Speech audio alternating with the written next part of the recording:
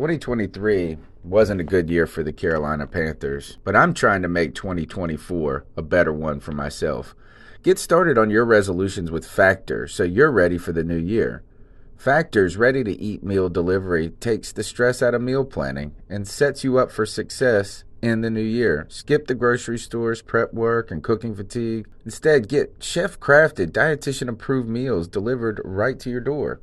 With over 35 meals to choose from per week, including keto options, calorie smart, vegan plus veggie, and more, plus over 55 weekly add-ons, you'll have a ton of nutritious and flavorful options to kickstart your resolutions. Skip that overpriced takeout trap. Factor is cheaper and way more delicious than takeout. Get chef-crafted, restaurant-quality meals delivered right to your door, and they're ready to heat and eat in just 2 minutes, which means more time for you. Head to factormeals.com/C350 and use the promo code C350 to get 50% off. That's code C350 at factormeals.com/C350 to get 50% off. Looking for a fun way to win up to 25 times your money this basketball season? Test your skills on Prize Picks, the most exciting way to play daily fantasy sports. Just select 2 or more players, pick more or less on their projected stats, and place your entry. You could turn $10 into $250. Right now, Prize Picks will match your first deposit up to $100. Just visit prizepicks.com/fan and use code FAN. That's code FAN at prizepicks.com/fan.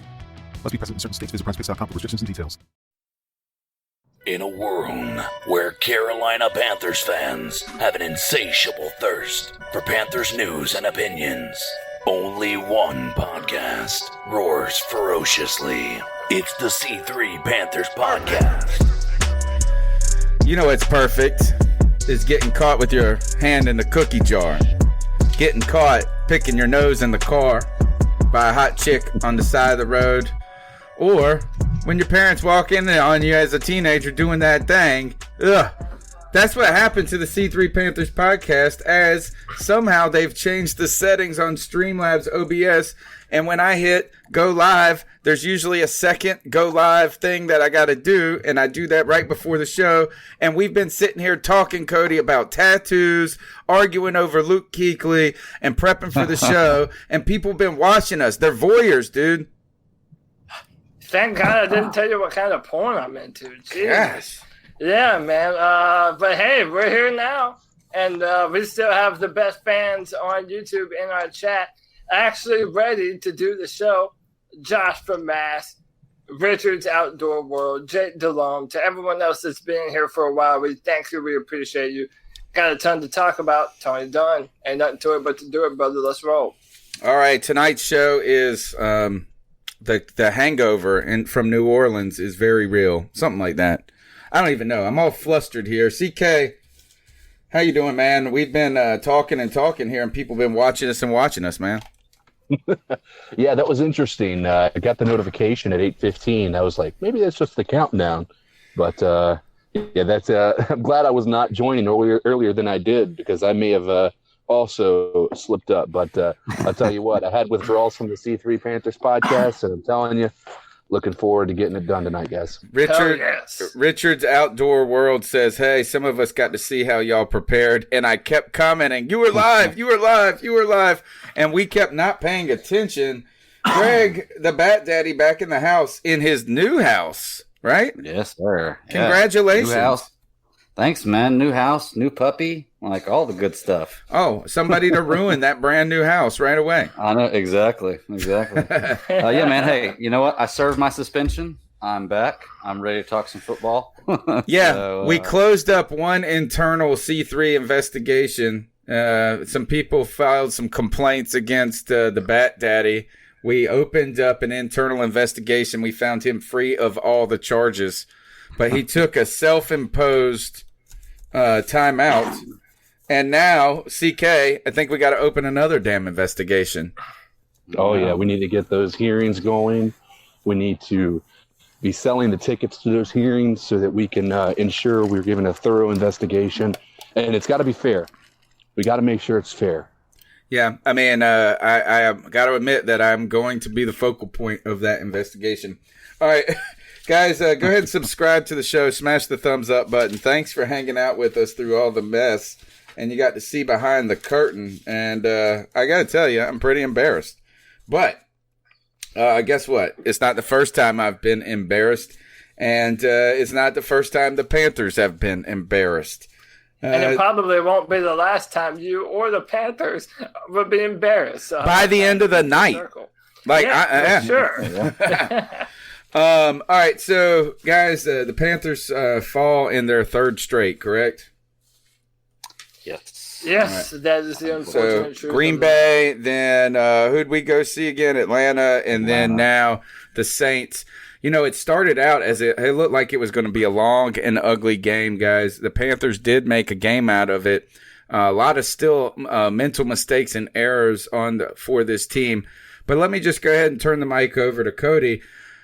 What are your initial, just a week removed now, we didn't get our post-game show in. Now we have a couple of days after the game. Where do you stand after this Saints game?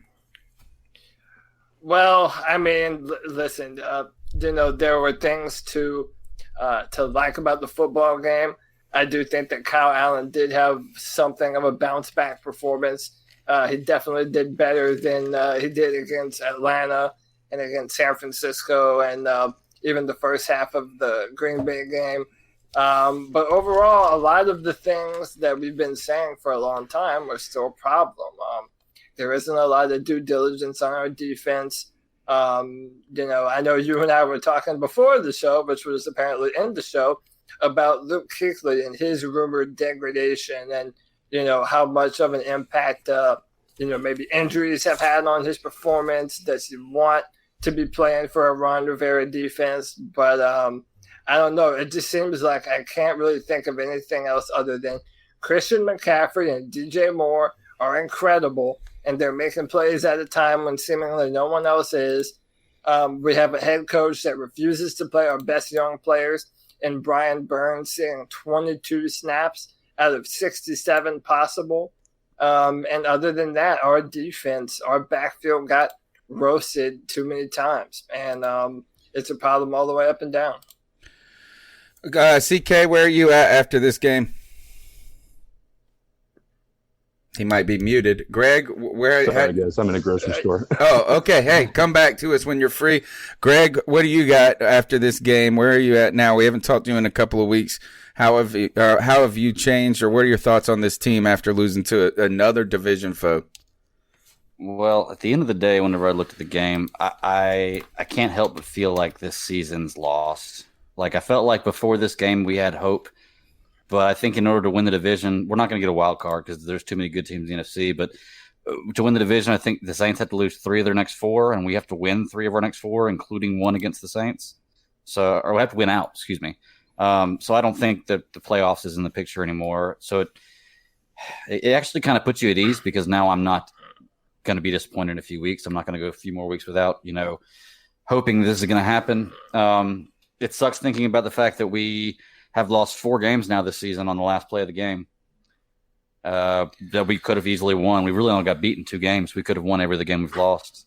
Yeah, but when we've gotten beaten, we have gotten curb stomped. Right. I'll give you that. But it just feels disappointing, man, because I came into the season with so much hope and excitement, and it seems like after this game, it all seemed to just fade away for me. Like I just don't see a future or a good year in the future for us. And you have to think, even if the Panthers are trying to sniff the 6th spot in the wild card, you have to think of all the other teams that are kind of meddling around in the same kind of purgatory that we're in. We're talking about the Bears, the Philadelphia Eagles.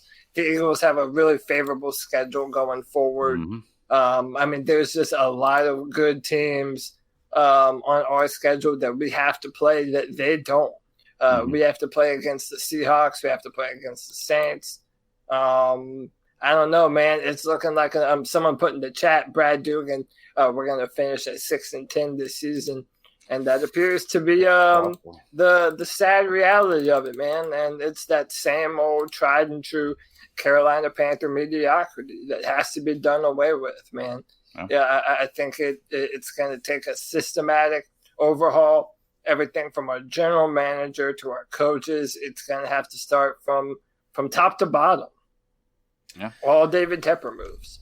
I am surprised it took you to this week, Greg, to feel that way. I felt that way after going to that Atlanta Falcons game, and I was slightly worried that winning on the road in New Orleans, should I feel guilty that I'm not upset that we lost? Well, hold on. Before you get to that, the Atlanta game, I want you all to know my daughter's had a cheer competition that weekend in Virginia Beach, so I didn't get to see the game, and I wasn't able to be on the show. I looked at the score one time and saw I think it was 28-0. Never looked at it again. Never heard and listened to any Panthers podcast. I just decided to let that week just be gone. You burned the tape. I don't have to deal with that week. Who could blame you, man? Yeah, Who could blame you? You on burned that the one? tape. I think that the Saints game for me, as I went back and watched it, I was in Nashville at the time. I watched the first half, then kind of had to watch the third quarter on my phone, and then I waited. Once I saw how that was going, I decided I'm just going to wait to get home and watch it when I get home on NFL Game Pass. So finally got to all of that, and I would just say this game is maddening to me. Yeah. And I would say this is more of the Saints playing bad than us playing good. And what I think about this is that our secondary got torched. Eric Reed had a terrible game. Our defense continues to give up big yards on the ground all the time to anybody. It don't matter if they're big, small, good, or bad. And I'm just maddened by the fact that our defense is not better. Right. And I just expect that our team, and this would be my question to Ron Rivera. I actually came after the people in the post-game press conference, the Charlotte media. And I was not talking about you, Charlotte Vibe, because he responded to me immediately saying, what do you want me to ask? But I said that the Charlotte media is like a bunch of puppy dogs at Ron Rivera's knee, hoping they scratch behind their ear. Like, why don't we just ask this question to him? Ron Rivera, you have taken over the play calling at defense last year. We have made this shift to a new scheme. It's clear that scheme exists. And our defense is not good this year. Why? No. Why is it not good, and how is it going to get better? And where does that fall on you and the players?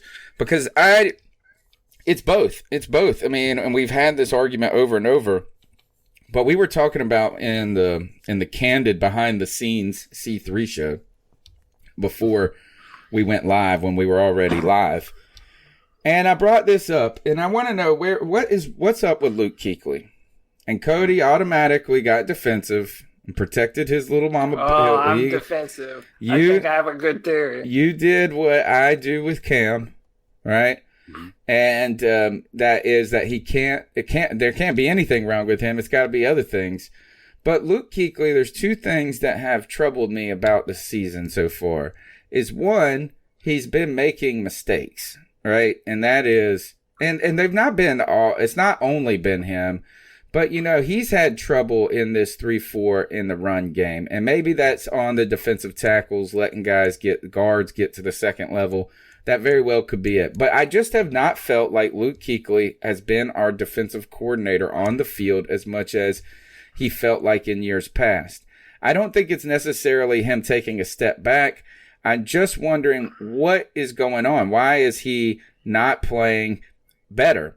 And then really is what's on my mind is why is he not more vocal in the locker room and the post games? And I understand that he has a sort of introvert personality and that's not him. But this is his defense. It's his defense, I feel like. I mean, I feel like he's our best defensive player. He's been our best defensive player arguably in team history. I just need Luke Kuechly to whisper sweet things in my ear about how it's going to be okay, and I have not heard that.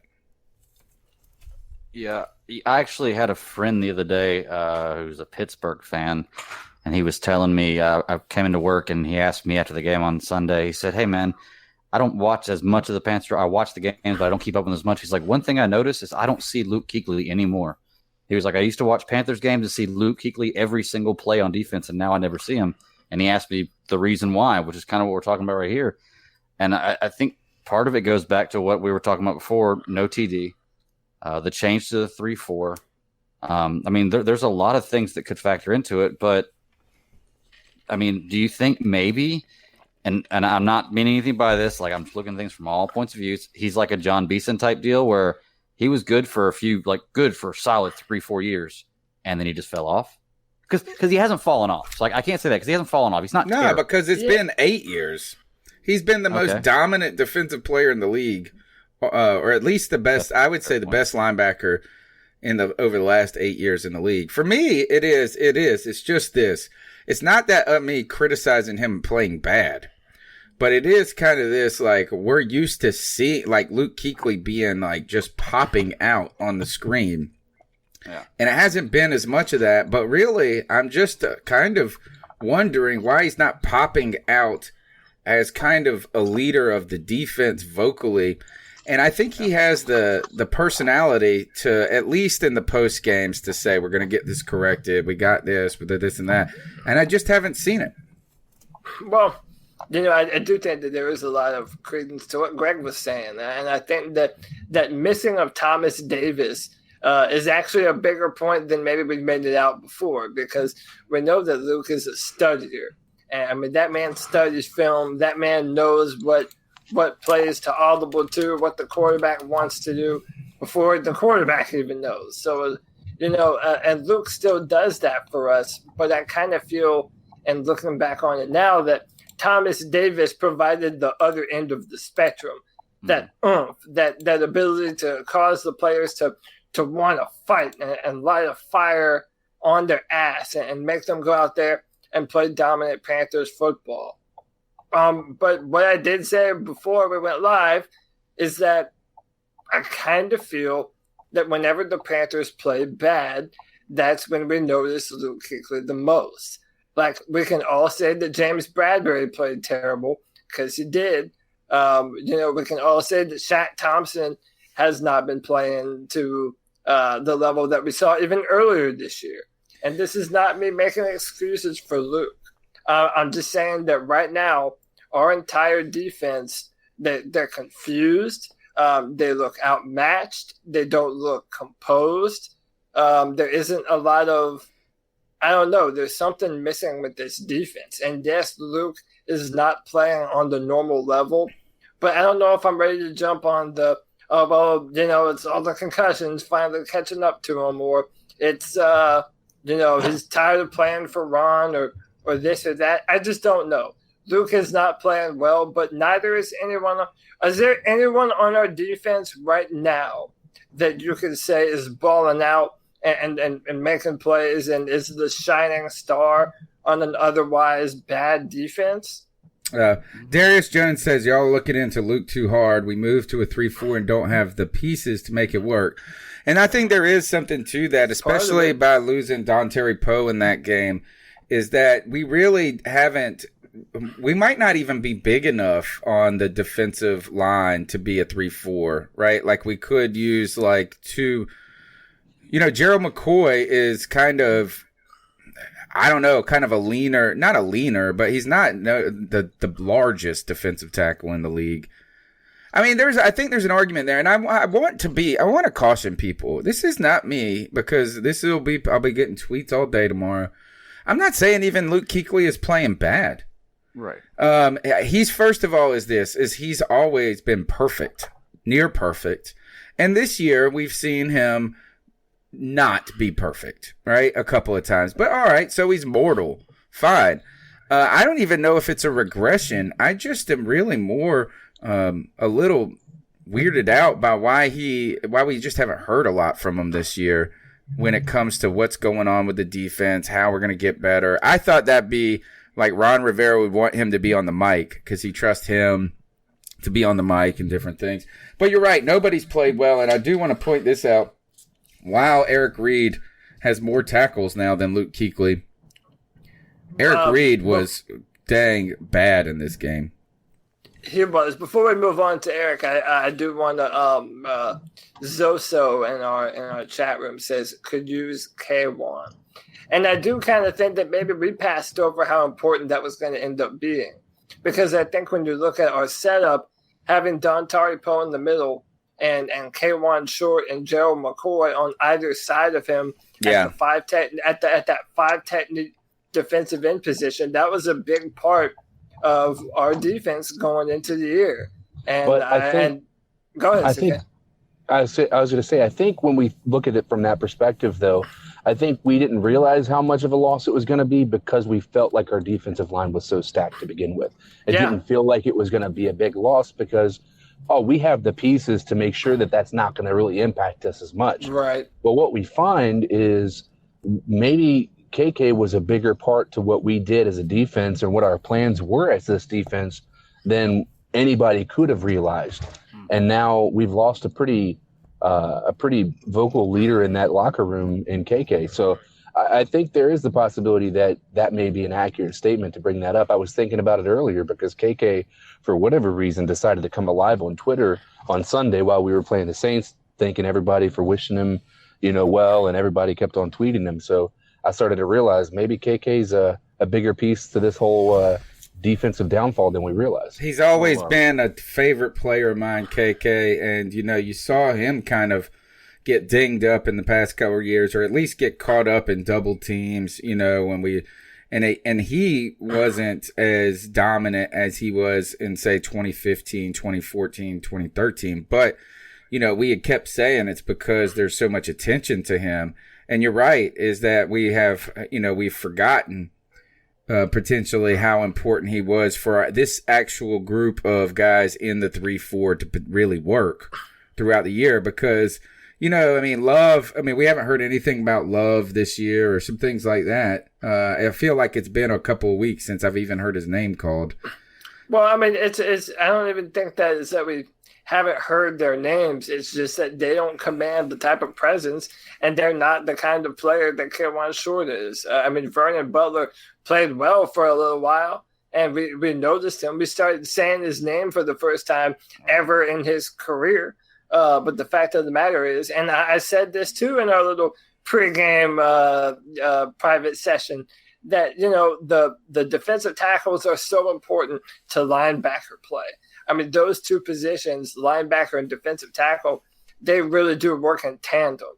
Everything starts there. So, I think that we're kind of uncovering all the pieces and answering the questions at the same time. Well, Luke Kuechly is playing bad because our defensive tackles are missing a very important piece. And when you top it all off, when Ron Rivera, and this is a whole other topic in and of itself, not playing Brian Burns on most of the snaps on 3rd and 12, right, when you drafted him to play, to get in there and rush the passer on 3rd and long, you don't want to have Brian Burns on the field. What are we doing? Is there any defense for this? There's absolutely no defense for this, and it drives me up a wall. It doesn't matter. How many players are we going to say the same thing about? Christian Miller. It was Curtis Samuel last year. Our tight end, who I mess up the name of, Ian Thomas. Which, by the way, I think they are listening to the C3 Panthers podcast. Did you see Ian Thomas getting a lot of work in this game? Yeah, I did see it, man. I did see it, but it's so embarrassing, man. And then yet Brian Burns still managed to have a sack. Mm-hmm. He's still on plays where they put him on the field. My man is still making plays. It's just improper use of personnel, and there's no excuse for it, man. That's 100% on Ron Rivera. Play your players. It's going to be a big test this week because Ron Rivera has now admitted that he believes Brian Burns is back to being 100%. So we're going to find out whether Rivera actually believes in his ability as a pass rusher. Did you see when, though, he made that, when he announced that? Right now, if you're watching on YouTube, you can see a tweet from Max Henson I have up, and it was after this. It was after this tweet that he then followed up that Ron Rivera now thinks he's 100%. Burns said, quote, Burns said he had a minor procedure to have pins removed from his hand today, said he's over the injury and has been feeling like himself for a few weeks now. And now I did hear Ron in the post game say that now they were interested in getting him up to 25, 30 snaps. I wanted to go and find out what some of the other comparable players to Brian Burns, like who's the cat from Clemson, that Farrell? That compared to him? Yeah, like more highly rated. The rookie, like the rookies coming in this year and seeing how much time they're getting in their systems. Cleveland Farrell, Montez Sweat is another one. Yeah, I mean, I don't know, man. And then shout out to Chef Jeff in our chat. Says no defense for not having Burns on the field for passing downs, but his run stopping ability is trash, honestly. And I would say that there is truth to that, of course. But when you have a young player, man, you have to let them iron that shit out on the fly. We're letting all the other ones iron it out. My issue is if you believe Brian Burns wasn't ready, why was he acting as a gunner on special teams? Yes, true. And why are you risking his health on special teams when he's much more useful on your defensive line? Well, he's never played special teams. He's never played that position. So there's no reason for you to believe he's going to be a star in that instance. Yeah. Now, I know we had some special teams issues before, obviously against Atlanta where we let the touchdown happen, but I mean, even, you look at all that stuff. I mean, there is just no indication that Brian Burns should have been on the field. It almost makes you think that they don't value him for what he's actually been drafted for. Because what happens to people they don't value? They go to special teams.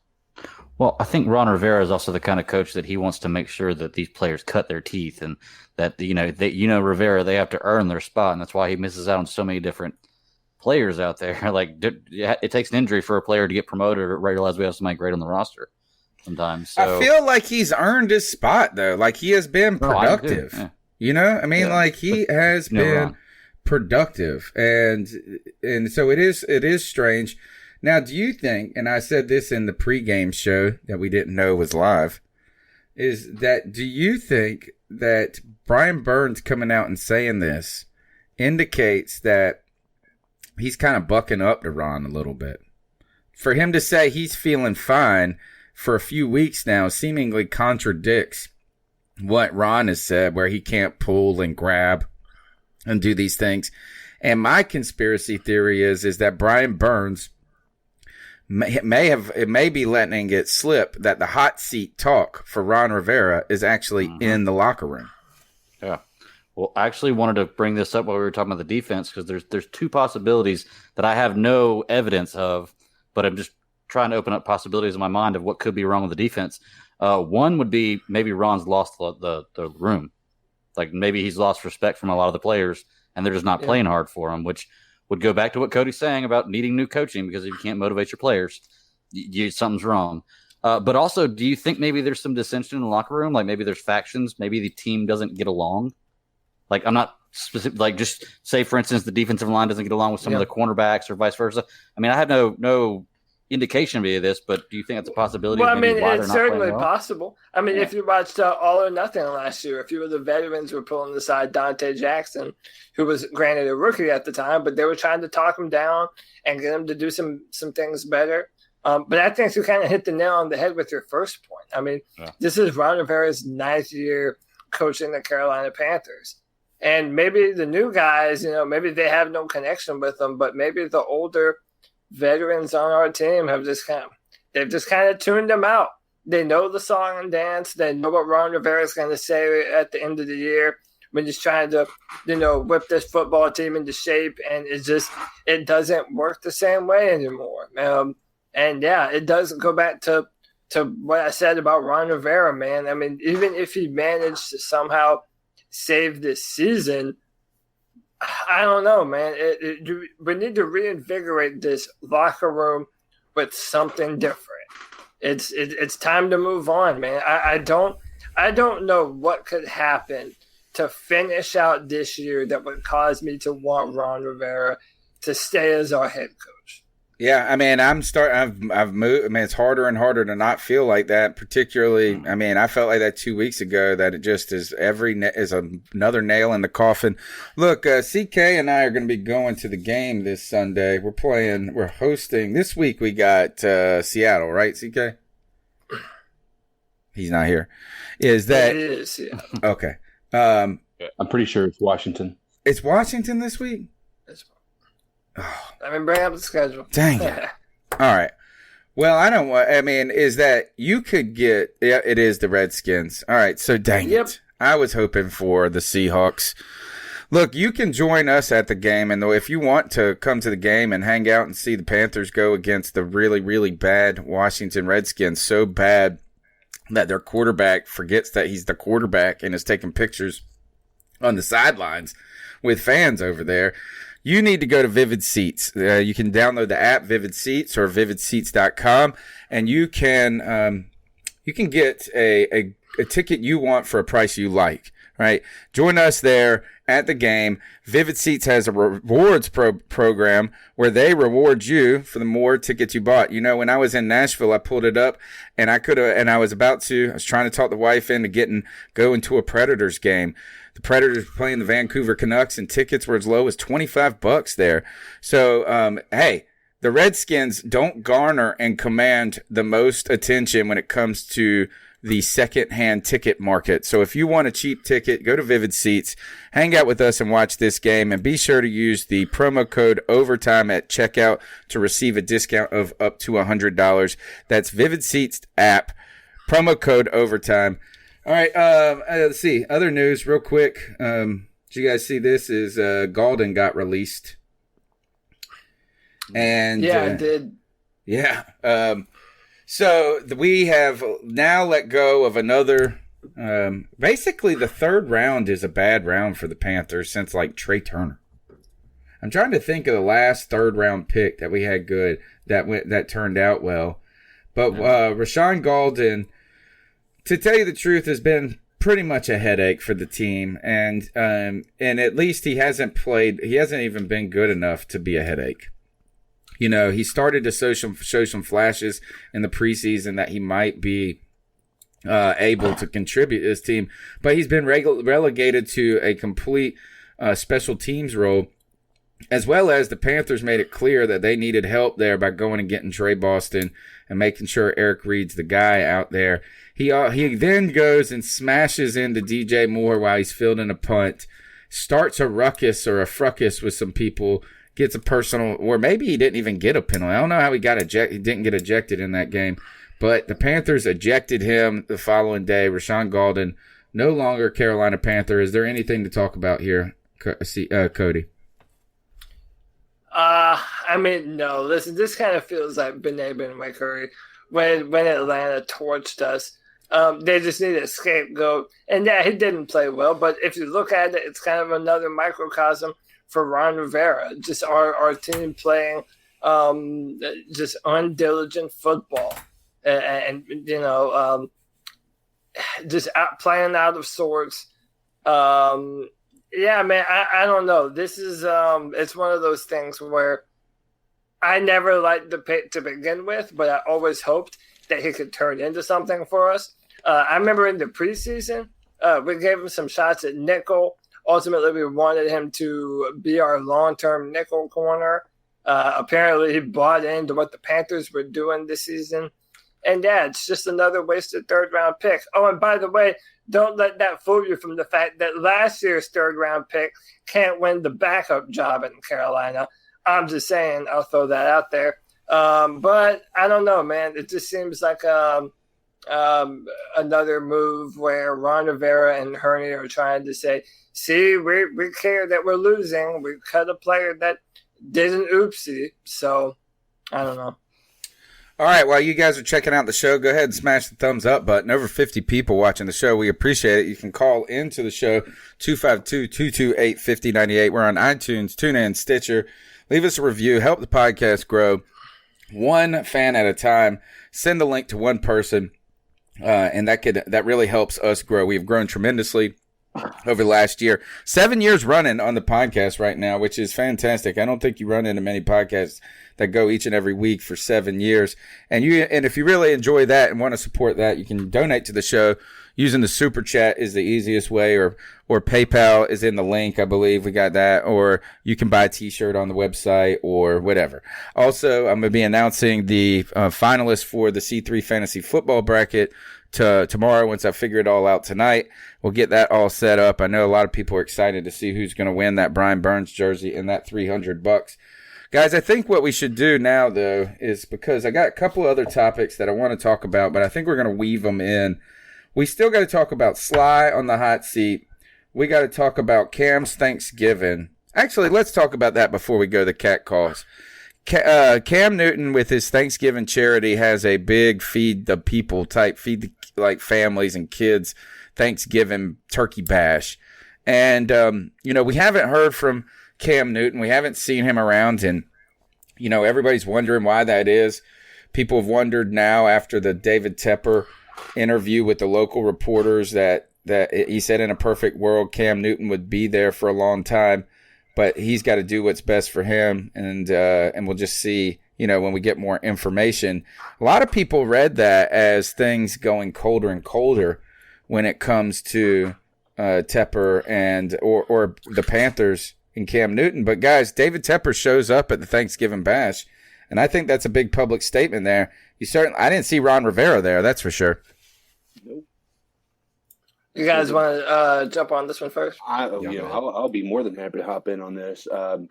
Kid, I don't know why, but I had the most encouraging feeling just watching the highlights on that, just watching his conference, the things he was saying. At first, I was a little removed because I wasn't seeing him really address Panthers, right? He wasn't really saying keep pounding.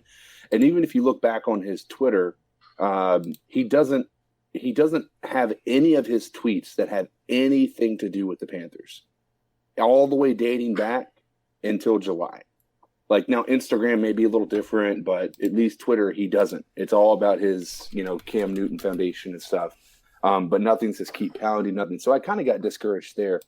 But, seeing how he addressed the community in Charlotte saying, I really, really missed you guys.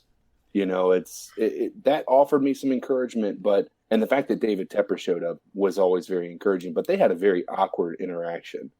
I don't know if you guys watched that video, but them talking about their families and what they're going to be doing for Thanksgiving, that looked so forced. Really? I thought it was all right. I thought, he was like, you're going to Atlanta? Yeah, going to Atlanta. Cool. Have a good day. Type of thing. That's how I felt like that. I felt like that conversation was like a 17-second video that felt like it was just, hey, we're just going to do this to kind of say that I showed up for your thing. This is what Cam Newton said at the Thanksgiving Jam. He was referring to his absence, his removal, right? It's like he is, and maybe this is Cam removing himself to a certain degree. We've all wondered why he wasn't with team. People have been peppering us with those questions. He said, I was in a place where I wasn't used to being in a position I am, being away from the game and missing the support and on-field interactions with fans. When you finally do come out to a showing like this, and it's the first time in about 8 or 9 weeks, that's what you miss the most. Just interacting with the fans. That's part of that which you miss the most, going through the rehabilitation process. At the same time, you're affecting lives and doing it for a great cause. He says, then he went on to say he really glowed about how much he liked Charlotte. I thought that was, and that he expected to be there for some time. So, I mean, that's heartening. I will throw out there that even Steve Smith, the players who have left the Panthers have still done things in Charlotte. So that in and of itself is not a referendum on whether or not he's staying or leaving. But he didn't have to say that, though. Right. No, I mean, he didn't have to say it. I think ultimately I don't come away feeling any different after seeing and hearing any of this. I think it means that Cam Newton is a great dude, and this is something that he loves to do and has done for a long time here in Carolina now. He enjoys giving back to people less fortunate. And I think that, kind of what CK said, David Tepper wants to ingratiate himself further with the Carolina Panther fans. This is a big event every year. So, yeah, it does behoove David Tepper to be there. At the same time, I don't necessarily, if I put out hope for something, I hope that David Tepper sees how much Cam Newton does mean to so many of these fans. I mean, if you look at the amount of fans that leave the stadium during the football game, to just the amount of enthusiasm there is around the team right now, Cam Newton means so much to this football team. And I genuinely hope that he wants Cam Newton, that he wants to be in the Cam Newton business for a long time to come. I think he should, but time will tell. Well, for me, I honestly don't know a whole lot about this. I've been under a rock for the last week, just moving and unpacking and packing and all kinds of stuff. And I actually just got cable today, so I haven't watched any television. I really haven't been on Twitter at all. But just based on what you guys are saying, I kind of have the same sentiment as Cody's kind of giving here. Is it doesn't really move the needle for me, which is not a good thing, but it's not a bad thing either, because it doesn't just from what I've heard from y'all, it doesn't sound like anything's gotten worse. And yeah, while it does save face for Tepper to be there, they don't have to do that kind of stuff. And like you said, Cam Newton doesn't have to say that stuff. So, I mean, it's more positive from what I'm hearing from y'all than anything negative coming out of it, or it doesn't make it seem any more negative to me. Yeah, I mean, I don't feel like all of a sudden that it's a ringing endorsement, but him not being there, he didn't, I mean, is that there've been distance between the organization and him. And so seeing Tepper after this week's comments just in the same frame as him is encouraging to me. Right. All right, guys, let's get into the cat calls. We got a ton. I know there's a ton of calls. 252-228-5098. First couple of calls are pre-Saints game, but I'm going to give them their time. What are your thoughts on catcalling? Yeah, it's pretty. You shouldn't do that to somebody. And how did that make you feel? Very uncomfortable. So how do you think catcalling makes the person feel? It feels good, like. Who's that cat sitting in the back corner with his face buried in his nose? Who's that kid that can use one?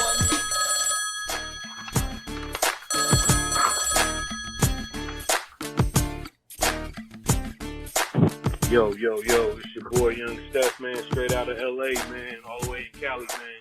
Been a Panther fan for a long time. What's man. good, brother? Tim Biaka Batuka. Yeah. Feel me? Anyway, I got his jersey. I want to talk to you guys, you know what I'm saying, about what's going on, with everything that's going on with the Panthers, man. And I got some serious issues, but for one, let's just start with the greatness of our Panther Nation, man. Actually, let's start with 2015. I've been wanting Ron Rivera gone since then.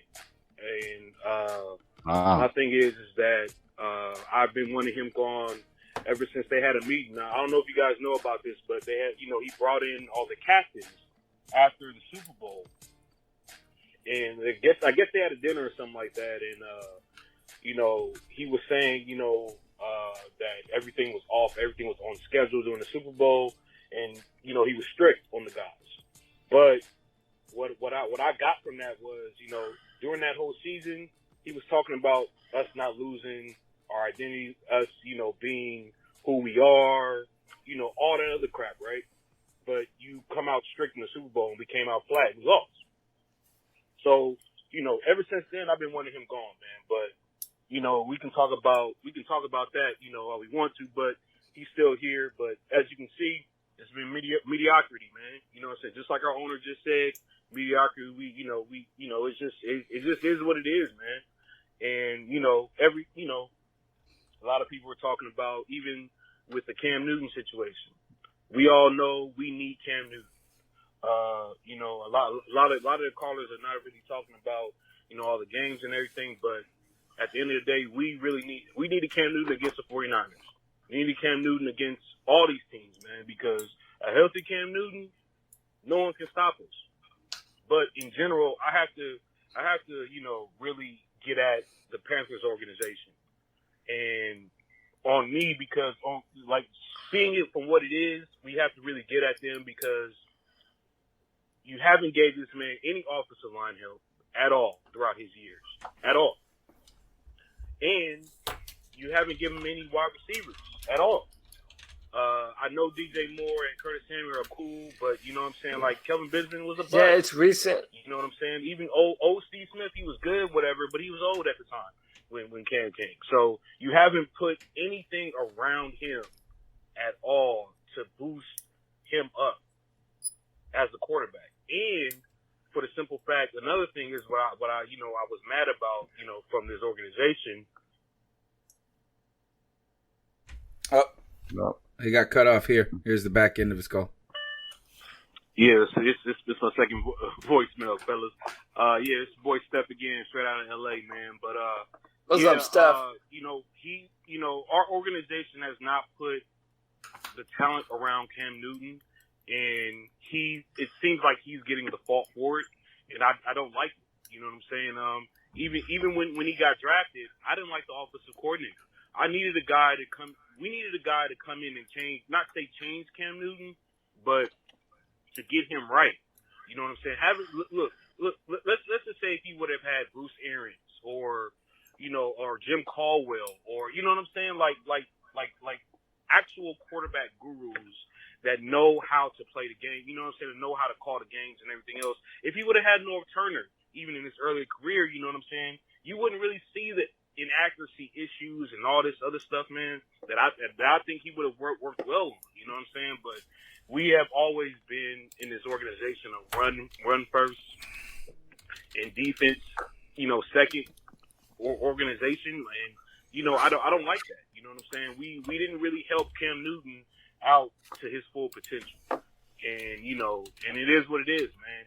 And I want to talk about that too as well. But as far as this season goes, man, CMC is the man, and I really, really actually think he should be the MVP. And our offensive line, man, horrible. Once again, man, you can put any quarterback back there. It is what it is. If the offensive line is not good, then we're just not good. That's just what it is. We're scrambling in multiple people to try to fit our left tackle spot, or right tackle spot, guard spot, whatever, even our center spot. You know what I'm saying?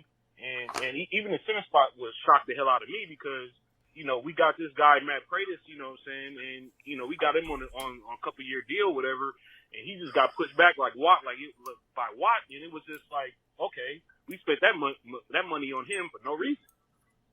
So yeah, man, we just got to change. We just got to change our narrative, man, on how we need to, make it happen. But David Tepper, man, I'm just saying, if you can hear it, man, please do not get rid of Cam Newton. If you get rid of Cam Newton, there's gonna be some issues for our whole organization. I'm saying that. But yeah, like I said, man, straight out of LA, man, where it's all good over here on the west side, man. So shout out Cali. I'm gonna subscribe to to you guys' stuff, man. And you already know what the last thing I'm gonna say is keep counting. Well done. Nice call. I would point out, though, that Cam did have 60% completion his first season with Chudzinski. It was when we saw Chud leave, is that we also saw that the Shula offense it was a little bit harder on Cam, not on Cam, but was less forgiving, less tailored to him. But I'd like to address this, and then I'll turn the mic over to you guys about the lack of putting talent around Cam. In some ways, I agree with that, is that you didn't have any offensive guys, but Cam was such a star, he could polish a turd, essentially, by himself. For me, the problem, though, with the lack of talent has been, we're always 2 steps behind what we need. So, we just started doing this. You go out and get Christian McCaffrey, then you try to get some receivers that are a different way. But then, look, this offensive line, I think that's the story right there. The fact that our offensive line has been bad for 9 years. Ever since Jordan Gross left, the last time the offensive line was good was 2013. They were okay in 2015. Where Remmers and Orr stayed healthy on the field all year, but they were on skates in that Super Bowl. That was the best when it came to our offensive line that are 2 years, and so I think we are. Look, you see it. It's like we are waiting too long to do what a lot of people can see blatantly as needing to be addressed. 2 years behind. So I kind of think that one of the most detrimental things to Cam Newton's career has been the inconsistency from our general managers. Going from Marty Herney, overpaying for running backs, giving these huge contracts, then going to Dave Gettleman, who really, he was very up and down. Most Panther fans hate him at this point. He had a lot of fans at the time. I was one of them. But, I mean, there's a lack of a cohesive vision to put premium talent on the offensive line and at the receiver position. They decided to draft big, slow wide receivers like Kelvin Benjamin and Devin Funchess and expected this offense to be able to run and to be able to go. I mean, Ted Ginn Jr., and it's so crazy to say this now, but what a godsend that was for our offense. Because we had to have that deep ball. Imagine 2015 if we did not have that deep connection with Ted Ginn. Mm-hmm. I mean, our offense would look like it does now, and how it did in 2017, just anemic. They did Cam Newton no favors, and now when it started to happen, now you're dealing with the injury concerns, and it's annoying, man. I mean, we've been saying it for a long time that Cam Newton has been underserviced, and we're seeing what happens to a quarterback when you don't put talent around them when they're going into their 10th year.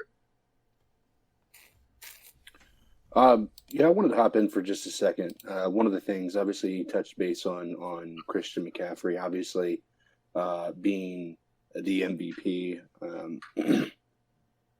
Let's look at the reality of the situation, though. If we had all our pieces working the way they should, Christian McCaffrey's numbers aren't even close to what they are right now. Our offense runs entirely through Christian McCaffrey. And the other problem that you run into is you can't have an MVP of a team, of the NFL, be on a losing team. It's just not the reality. Trill mentioned it in the chat. Halfway through the season, we had that hope still because we were still in the contention. If we made it to the playoffs, there's a real argument to be made. But I'll tell you, even beyond the losing, there's those three plays that are always constantly going to be kind of coming back. And those are that game against Tampa where he couldn't get to the marker, Now, I know all these can't be blamed entirely on him. A lot of that has to do with Cam Newton wasn't healthy. The scheme wasn't right. Bad decision running him out wide instead of up the middle for an inches decision. And then the Green Bay game where we were inches away from being able to do it. Yeah, Greg Van Roten missed a block. But a lot of the people that make MVP because they lift their team up. And that's the problem. I still think Christian McCaffrey is the greatest thing to hit the Panthers since Cam Newton, but you just can't have plays like that and expect the media to want to vote you in as the MVP. I don't think you can be a running back that gets MVP and be on a losing team. You know what I'm saying? No, I think that would be is like if you won the Super Bowl and Christian McCaffrey had the year he had, then I think it's fine. Well, can I just say that there's a possibility we could still go 10-6. Oh gosh, shush, Greg. I'm just saying. And the year Adrian Peterson won MVP as the running back, they went 10-6. So you don't have to have a perfect record as a running back if you have that good of a year. So that's all I'm trying to point out. The possibility is still there. I don't think it's going to happen, but they made it to the playoffs, though, right?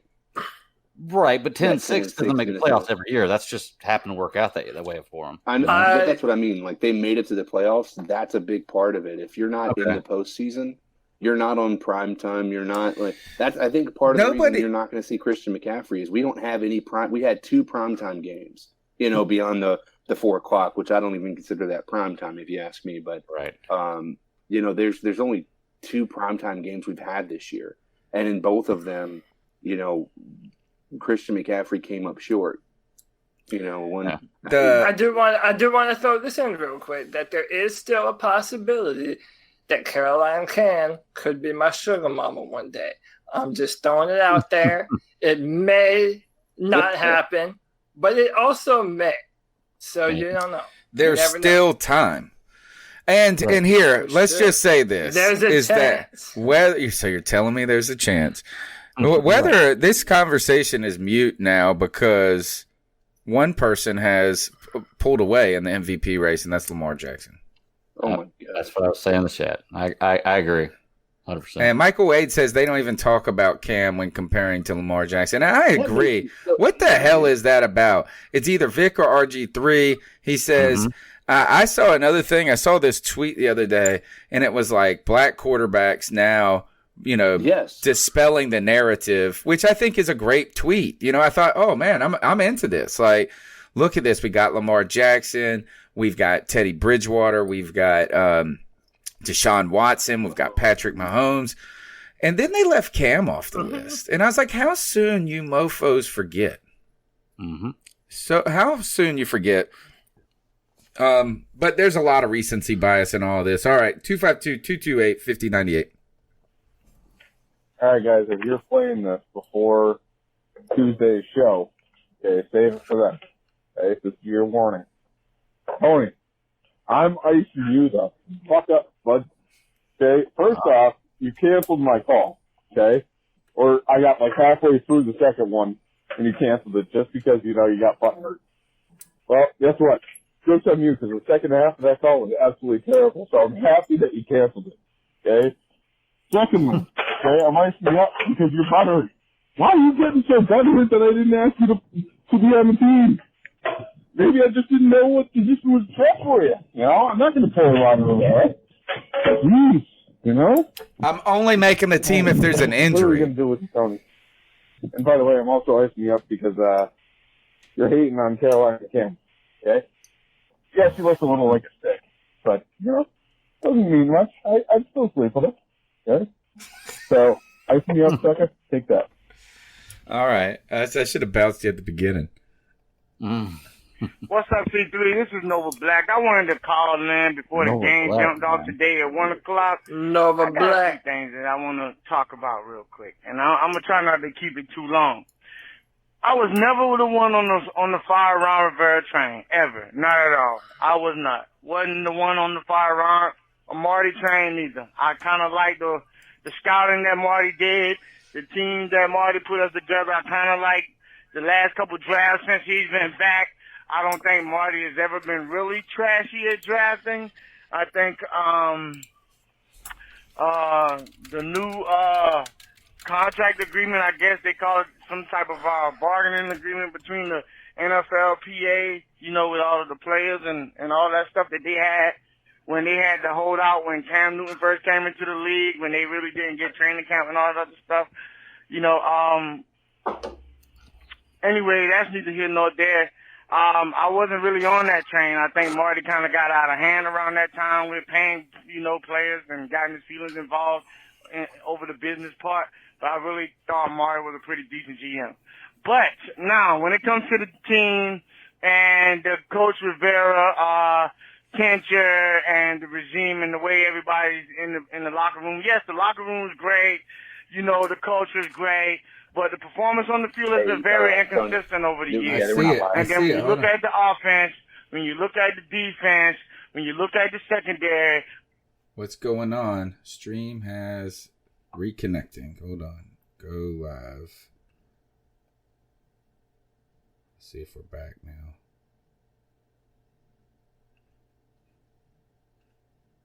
They're saying it's still gone. Hold on. It's coming back. It's coming back. Come on back. Come on back. Why the hell did it just crash? You're live. All right. I just got an alert for it to play. Yeah, I did too. Live. Let's let me look and see if there's anything else that's live right now that's playing. See if it's a YouTube. It looks. Is it a different video now? It works for me. Yeah, it's working for me now. But YouTube is. Oh man, you're up, and you have two of your your faces up twice, Tony. That's not now. That's restarted the video, so the stream ended. So what? We got a new stream? You're either gonna have to make a new stream. Son of a bitch. I mean, they can say, Jeff Hodge says we can hear you. I see y'all live right now. They say that?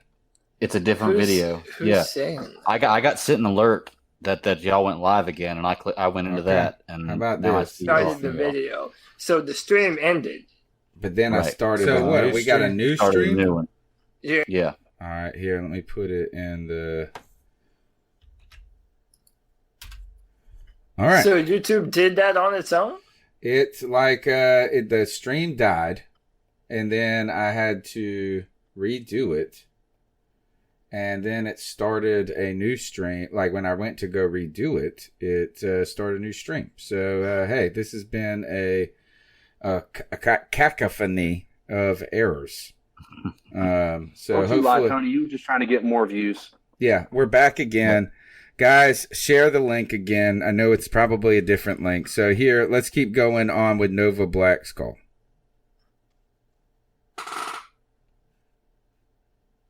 Maybe. Oh, I don't hear that. I don't either. Come on, businesses. What's up, C3? This is all that stuff that they had when they had the holdout when Cam Newton first came into the league, when they really didn't get training camp and all that other stuff. Anyway, that's neither here nor there. I wasn't really on that train. I think Marty kind of got out of hand around that time with paying, players and getting his feelings involved over the business part. But I really thought Marty was a pretty decent GM. But now, when it comes to the team and the coach Rivera, Kencher, and the regime and the way everybody's in the locker room, yes, the locker room is great. The culture is great. But the performance on the field has been very inconsistent over the years. And then when you look at the offense, when you look at the defense, when you look at the secondary, when you look at the skilled players, for some odd reason, our team is like a car that was put together with the plugs and wires on the wrong motherfucking, on the wrong side. Because that shit is not running smoothly, it's skipping and jumping, and it's inconsistent, it's just not clicking for some odd reason. And I'm really thinking we need to hire one of these new offensive geniuses coming from college with these new schemes that tend to be kicking ass in the NFL, giving defenses a hard time catching up, which is very unusual because defenses catch up really fast in this league.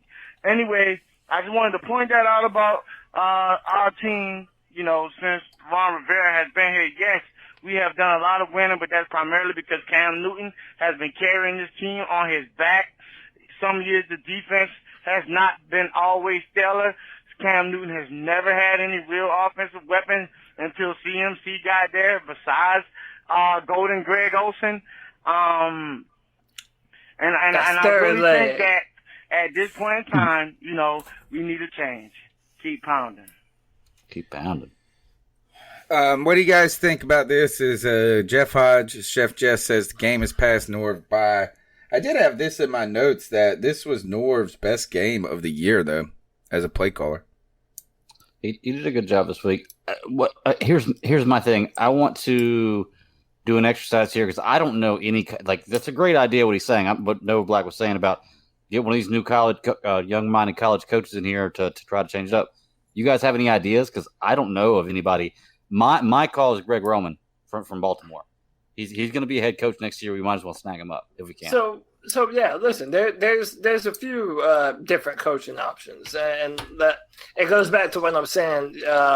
I've said before. To me, it's like people they've become in love with their captors, and there's this mindset that we can't do better than Ron Rivera. But I do think there are some interesting names to float out there. You said one of them, Greg Roman. That's a really good name. Considering what he did with Colin Kaepernick and now Lamar Jackson. I think Eric Bieniemy, the offensive coordinator for the Kansas City Chiefs, that's been a guy that people have been talking about for a long time. I really like Ryan Day from Ohio, from Ohio State. I don't know. It's his first year as the head coach for the Buckeyes, so I don't necessarily know that you'd be able to pry him away right now. But there are guys out there. I liked Lincoln Riley a lot. Tony and I both like the idea of Lincoln Riley. And listen, for those of you, Ken and I got into a discussion on offensive-minded coaches and defensive-minded coaches. To throw out a defensive name, if you will, Robert Saleh, the defensive coordinator for the San Francisco 49ers, is a name to be considered. So there are definitely people out there, but we have to be able to get them in the building over other teams that are probably going to have a coaching vacancy. So, for example, the Cowboys are probably going to be a big name if they move on from Jason Garrett. Lincoln Riley might decide that Baker Mayfield, his former quarterback up in Ohio, with the Browns is a better option for him to go coach. So if we want some of these better coaches, I think David Tepper is really going to have to throw his weight around, if you will. All right. Does the coaching salary go against the cap? No. Okay. Which is awesome when you have a billionaire, and I think the problem, though, Cody said, is that the Cowboys are going to be problematic, is because they got a guy. Yeah. I mean, but you also have to believe, too, that the Cowboys, that some coaches would be wary of just going and coaching under Jerry Jones, period. Right? That's not. But I would say this is right now, if you look at the two teams and the unknown with Cam right now, you're probably saying that the Dallas team is more well-rounded at this moment. And I don't know if that's true and we're just having a bad year or what, but I think it's going to be like, I don't know what you have to do with Cam, if that's going to help attract somebody. And I think that's going to be the ultimate defining factor there is does that guy want to come and work with Cam, and if there is a guy that if Cam's not going to be there, I would think that is a real lack of a draw to Carolina. Possibly, but you could have coaches who say, okay, Cam's not going to be here, but we're going to have this pick or we're going to make this trade based on what you want to work with. You could tell them. Yeah, you could tell them we're going to get aggressive in the first round and get a guy you want. Right. Right. Ken D says, I think Jones has been more than patient with Jason Garrett. He has. It's surprisingly patient. Oh, yeah. Surprisingly. All right, let's go to the next call. I don't know what's going to happen. That's a few seconds left on the clock, 26 seconds. And I am done with Bradbury. Y'all can say whatever you want. You want to be blind? Fuck it, be blind. That is fucking pitiful. Like, how?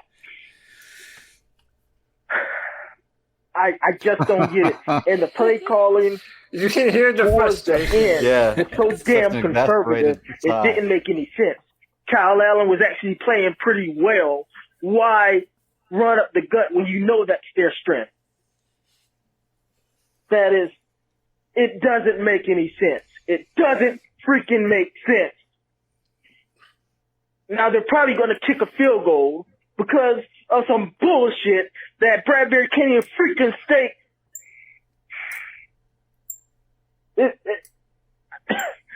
And I'm not even mad that we lost. I'm mad how we lost. And I'm assuming we're going to lose. But, this is why Ron, and anybody that want to defend the freaking coaches, the players got to execute, go back, look at what the Rams did with the same exact players that Jeff Fisher did. Coaching is way more important. I've seen way more important than y'all give credit. And this crap has got to stop. It has to. I don't understand it. Oh man, this is crazy. Like DJ Moore balled his ass off. Hurt for what? To lose by some bullshit like this? Man, I'm disgusted. Hey, look, give it credit to. Let me. Was that the end of the call? That was it. Give credit to Brandon Herbert for being consistent, being a man of his, your convictions. Yeah, listen, like I said, I would die on the hill of these coaches gotta go. And to his credit on that also, he's joined me on that hill. He is on the fuck James Bradbury Hill, man, and you have to commend him for it. Because listen, I mean, I feel like Brother Herbert is right and we're right. So there are games when Bradbury does look like a shutdown corner. But then there are games like this, New Orleans and Pittsburgh last year, where it's like, dude, what the fuck are you doing out there, man? That third down play, I don't know what happened on that play, but Bradbury was nowhere near him, on Michael Thomas, no less. He didn't put his hands on him. He gave him a free release on the end zone. Look, we're going to keep talking about this, but giant shout out to Grayson McKinnon with $24.99. That might be the biggest donation to the show ever. Hey guys, I've been listening to the podcast for about a year. Do you guys think there have been any significant trades in the offseason? Also, I've been hearing that we have our eyes on Dirk Cutter. I don't like Dirk Cutter. If Dirk Cutter becomes our coach, I might quit being a fan until he's gone. What would you say if he was our offensive coach? I mean, I don't know, man. I don't. It's hard for me to blame someone for having Jameis Winston throwing interceptions that many Now times. he's with Matt Ryan, and their offense has been productive. Right, and he was productive with Winston, too. They scored a lot of points. Winston always has good numbers other than interceptions. Well, yeah, he has great high interception numbers, too. I don't even know my initial reaction to it isn't great, but we could probably do worse than Dirk Carter, but then again, I don't know. Fuck that, man. They were terrible. Tampa was terrible under him. Do you think Cutter's a downgrade? From Rivera? From Rivera, yeah. Yes.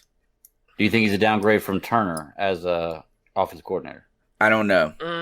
No. I mean, it's kind of hard to say. He's got Julio, dude. He's got Julio. It's true. And Mike Evans. You guys do remember, like when he was with the Falcons, even before he went to Tampa Bay, he did take that offense even before they were as considered perennial as they were in 2016 to the NFC Championship. I know Matt Ryan was playing very well that year, but I mean, there's a history of him being successful with offenses when given an actual talented roster. So go to the trades next, because the number one thing is that Cam Newton, a lot of people think, and this is, I want to give a shout out to Andy Massey, who has been a longtime friend of the show. He said that he was listening to the One Day Contract podcast, and he said, and I went and listened to it, and they had a lot to say about Cam Newton, Tepper, Marty Herney, and that they were of the opinion that Cam Newton would not and should not play the final year of his deal without an extension, and therefore that the Panthers just can't give him the extension, so they will end up trading him. Now, that would be the number one trade that would be possible. But I think, too, is that if you do that, you know, who do you trade him to? And we've had this conversation, right? Is CK brought this up, and I think CK brought is that the one or two teams don't have a lot of immediate trade value to give for Cam Newton. Mm-hmm. So that's going to be problematic. And then do we trade up for a draft pick? And I kept saying this, and back to the Bradbury thing, is I told y'all we should have traded for Peterson. I mean, it would end up being a wasted trade if the team was still this bad. I don't think Peterson would have helped our defense be that much better. But I mean, of course, it would have been good to have him. But he was also suspended for the first 8 games of the season. You know, he would have traded for Peterson and then put him behind Bradbury until Bradbury got injured before he started. So I mean, it wouldn't have made a difference. Would you guys be all right to trade Cam Newton to Miami if they offered a 2020 first-round pick? Well, okay, if I may oblige you, really, if we're talking about off-season trades, we're talking about a scenario where we are rebuilding. The Carolina Panthers are rebuilding. And then at that point, you might as well get everything that you can out of all the best players that we have. If you're going to do a full rebuild, don't half-ass it. I mean, you're talking about, and this is not what I'm advocating for doing. This is not what I want to do at all. But if you're talking about trades, dude, what does the Patriots want for whatever's left of Luke Kuechly's career? You know, does Greg Olsen have another year in him? Maybe he wants to. I mean, yeah, we all think he's going to the booth, but he's got to go to the booth. Did you listen to Monday Night Football? It's even worse it's this bad. ye's got worse from last year. Booger is terrible. McFarland and Sean, whatever the hell his name is, are terrible. I think Sean McDonough. Yeah, Greg Olsen has a job waiting on him. But my point kind of remains the same. Whatever players, I think they're going to sign Christian no matter what. But all the players on our team right now that are of value, I mean, it's all the big name type players. So if you're going to start trading people, it's going to have to be names for a rebuild that seeks to draft Trevor Lawrence or something of that nature. Ken D says they're getting rid of Luke, KK, and CMC's gone. Pretty sure he's being facetious, but CMC. I even heard someone report. I don't remember who, but they're already talking about paying CMC $85 million for 5 years. I mean, you know who you heard that from is me. I said that 6 weeks ago. He's the best running back in the NFL. He should get paid as the best running back. And you should go ahead and reward him. And since you're running him down you're running him so hard, you pay him, you keep him happy. You invest in it. Do it before the new CBA as well. Yeah. 100%. And Cody, just the final part, going back to the trade thing, is that a couple people said that Miami and one of their high draft picks. At first, I think it would be just cruel to send Cam to Miami. Like, I just feel like that's a dickhead move to do. But yeah, that's a rough one. Is there is there really a guy that you have faith with coming out of the draft this year that you would invest that much to be the starting quarterback for the future? No. I'm worried that Burrow is gonna. I don't know. Well, Burrow's out of the question anyway. He's going to go number one. I mean, he has something like a 79, 80-something% completion percentage in the SEC. I mean, the dude really is putting up unheard of numbers if you're just judging him based on what he's done. So, yeah, I mean, Cincinnati is not going to go all the way back to the 18th pick because we want Joe Burrow. Then you're left with Tua Tagovailoa, who, while is an incredible football player, man. The player is exceptional, but he has a real injury concern. Mm-hmm. And the homeboy just broke his hip bone. And then you have Justin Herbert, who I also like a lot. I still have questions about him. He's kind of like a Ben Roethlisberger type, big, mobile, fast, big arm. But it's either one of those three. It's no one else. I like the quarterback crop next year. What if Tua more than I do this year? What if Tua slips to 15? No. I've heard a lot of people talking about, or a lot of analysts saying that he shouldn't even be looked at in the first round. Well, yeah, I mean, with his serious injury concerns, before the injury, that's the biggest thing. Yeah. Well, I don't know about that. I mean, he was playing. You know, he had a lot of good things to be said about him, but you know, I don't think he should come out of the draft. I think he should stay in Alabama next year, or at least one more year. I think it just depends on where teams value him, man. If you're the Dolphins and you've been in love with Tua for 2 years now, and he's sitting there at 4, then you're probably still going to take him, man. I mean, you look at how important the quarterback position is. Yeah, you're going to gamble on a player like Tua Tagovailoa. And if the Panthers drafted him, I wouldn't hate the move, and I would say that I understand it. But I agree with Jeff Hodge, and Jeff Hodge just popped this up. It's the most recent comment. If you can't stay healthy in college, you're probably not going to stay healthy in the NFL. And it's a very reasonable criticism. I've never seen that problem go away. So I don't know. We'll have to see. Back to the rebuild question, and let's tie it back to Brandon Herbert's call about Bradbury. Bradbury, in a contract year, looking like in the early part of the season that he was playing for a solid contract. Right now, the question is, do you want to re-sign him? And we know Brandon doesn't, right? But when you're talking about a rebuild, Cody, is the rebuild might be in the process in the future more than we want it to be, just given the amount of players that you have continued to reference over the last couple of weeks that are going to have to be either re-signed or replaced. Yeah. And, I mean, right now, I don't know if you make Shaq one of the highest paid linebackers in the league. I don't think I'd be happy with that. No, I don't feel comfortable doing that either. I don't feel comfortable. Let me see. Who is another name? Bradbury is one of those names. Curtis Samuel's coming up. Yeah, and how about this? Is Curtis Samuel, giant disappointment. Really? Yeah. I don't so. I'm so happy that you brought this up because I don't see how you could put that on him when you've had this quarterback situation that we got here in Carolina. He's playing shook, dude. He's playing shook. He has dropped. He's dropped a couple of balls, and you watch him, and you watch his eyes, and he's worried about getting smashed.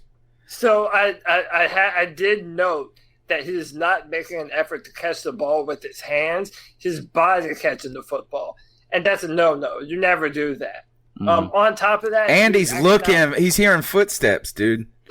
Imagine if we had a quarterback that could hit Curtis Samuel in stride. Dude, you cannot blame Curtis Samuel for having a shot Cam Newton for the past 2 years and Kyle Allen that can't put the ball out in front of him. It's hard for me to blame Curtis Samuel for this.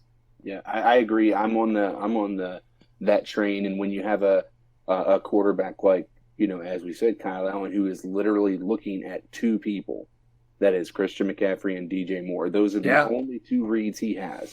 He is not a three-read person. And like you said, the stride thing, a lot of people are going to point to the fact that he had those two deep balls. Well, let's be honest. One of those was to DJ Moore. It was short, intermediate, that DJ Moore turned into 50 yards. But even the touchdown pass, did you see how long DJ Moore had to stand in the same spot? Yeah, he almost got caught up before the ball got there. I mean, that ball should have been thrown a lot sooner than it was. He had that guy beat from the get-go. Yeah, he should have caught it close to the back of the end zone. Yeah. Oh, absolutely. Absolutely. So, I mean, even with that, a lot of people are going to point to, oh, did you see that great deep pass? That's still I'm still happy that he got that. That was all DJ Moore just completely running an excellent route, destroying the defensive back. That was purely what that was. If that would have been a missed ball, if that would have been thrown any shorter, definitely would have been an interception, certainly. But that still that would have been a lot more questions raised on Kyle Allen had he missed that shot. No. He dropped some balls. I'm saying this is all right. I will grant you all of that. But I've seen this is that I'm just wondering if he is a little limited in his skill set. And that he's too small. He can't go across the middle. He's shook when he goes across the middle. So you can't use him in the slot. Is he a one-trick pony, I guess? Or is he a little bit too much like Tavon Austin, who can do a little of everything but doesn't excel at anything? That's a really good comparison right there. I'm just worried. I just thought I had such high hopes for him. All we were saying is I drafted him in the damn third round of my fantasy leagues. I just thought it was going to be for Gerald McCoy. I mean, he's not been a disappointment, but he hasn't been living up to the hype, certainly. I did tell you not to sleep on DJ, though, didn't I tell you all that? Yeah. That mug has been fantastic. Oh, yeah. I mean, and I think nobody can be – if you look at his numbers, I was looking at Next Gen Stats today. He's the fifth he has the fifth highest yards in the NFL right now. He's beating Cooper Kupp. He's beating Keenan Allen. He's beating all these guys who were considered way better than him. And I still think it's hilarious that the media has not recognized that he's an elite receiver. He's on pace for 1,300 yards. Yeah. That's awesome. I don't remember last time we got any dude over 1,000. Kelvin Benjamin in 2014. Maybe Ted Ginn. I'll tell you. No, this. Ted Ginn never got 1,000. If you put Curtis Samuel on another football team that has a quarterback that can actually hit the go routes, Curtis Samuel is a completely different player than the one you're talking about now. Sean Jackson style. I did like how they got him involved differently, though, in this past game. Yeah. You know, as they used some motion, they actually got him the ball instead of just decoying him. I thought they did a good job with that. All right, let's go on to the next call. I do want to talk about Marty Herney's draft, but I'm wondering if Rich Kingston's going to bring it up. I know he tweeted us earlier. I'm looking at what he was talking about right now. Panthers podcast, how y'all doing, man? What the living fuck did we just witness, man? What's up, Jim? Goddamn game. How in the fuck did we lose that damn game, man? Fire fucking Rivera, man. He was doing coaching pretty good this daggone game, man. And get rid of Joey Sly, man. I'm tired of this shit, man. Are you serious, man? You missed 2 damn extra points and then you missed a damn field goal, man. You just left 5 points up out on damn field, man. 5 damn points, man. 5 damn points. I'm tired of this shit, man. I swear, man. Kyle Allen played pretty damn good. DJ Moore played his fucking ass off, man. And this is the shit that we get, man. Man, fuck this shit, man. Fire Ron Rivera. David Tepper, fire this motherfucker, man. He cannot coach the goddamn team, man. I love the fire, man. And the Saints are lucky as shit. No, they damn lucky, man. They are lucky as hell, man. That in a 3-4 defense scheme, get rid of that shit. Go back to the 4-3. And always remember, y'all. Always remember. Keep pounding. Keep pounding. I love it, man. I love it that people are pissed off. Like, this shit is not acceptable anymore. I mean, it really isn't, man. How many times are we going to have the same conversations over and over? You know, at the end, a single play that caused us to lose, and now it's the kicker. I just want to remind people that we had Harrison Butker on our football team, and we let him go in favor of Graham Gano. Yeah, is that a stain on Marty Herney as well? Absolutely. I agree. I think so. You had a stud in the building, a young guy that was cheaper than Graham That you Gano. drafted. That you also drafted. Yes, that we drafted. It's embarrassing, man. Yeah, I echo that same sentiment, man. There is nothing that anyone could do to sell me on keeping Ron Rivera for another season. So one of the things in this game that really stuck in my craw, as old Peter from Family Guy would say, guys, if we wouldn't have scored a touchdown going into the half, we would have been up here going ape shit about the clock management. Romo was saying this on the broadcast, which, by the way, Romo also highlighted that our offensive line is atrocious. He said, I don't think any quarterback could do well in this with this offensive line. But guys, you saw that we're marching down. If Christian McCaffrey doesn't make that big play, we're settling for a field goal, potentially letting the time run out, period. We could have had 3 plays there and we got 1 off. Yeah. I mean, it's embarrassing. It was not, and I think that's on. I mean, I think that we used to always talk shit about Cam with that. Like, why isn't he being more urgent? But why aren't the guys in the headphones saying, go, go, go? Yeah, so before halftime, we're trying to score. We get the ball back after the half. Yeah, there's no urgency, man. We've talked about for a long time that this offense could benefit from some hurry up. Get back to the line, see what formation the defense is in, and then let Cam Newton or the coordinator or whoever go from there. You have 15 seconds before the headset cuts off and you can't hear the coordinator anymore. So, I don't know, man. It's the same old shit, different day, man. All right. Well, let's go to the next call and see what they say. Oh, and Joey Sly, you fucking bitch. Like, I swear to God. Like, how do you miss This is Brandon 2 extra points and a fucking just a 20-something yard field goal? Like, I don't get it. And they made the damn field goal. Fuck this dude. I swear to God. Oh my God, Joey Sly. How hard is it to find a fucking field goal kicker? We have Graham Gano. He's a bum. And then we get Joey Sly, give us a little hope, but he's a bum. Like, I don't Gano was a bum. get it. I mean, obviously, it must be pretty damn hard if we can't get a fucking field goal kicker.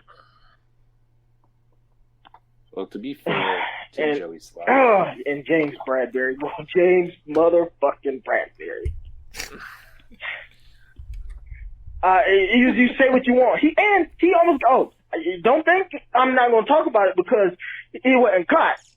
Ted Ginn towards the end of the game in the fourth quarter burnt his ass like 2-3 times, and one of them was dropped, and the other one was fucking just overthrown.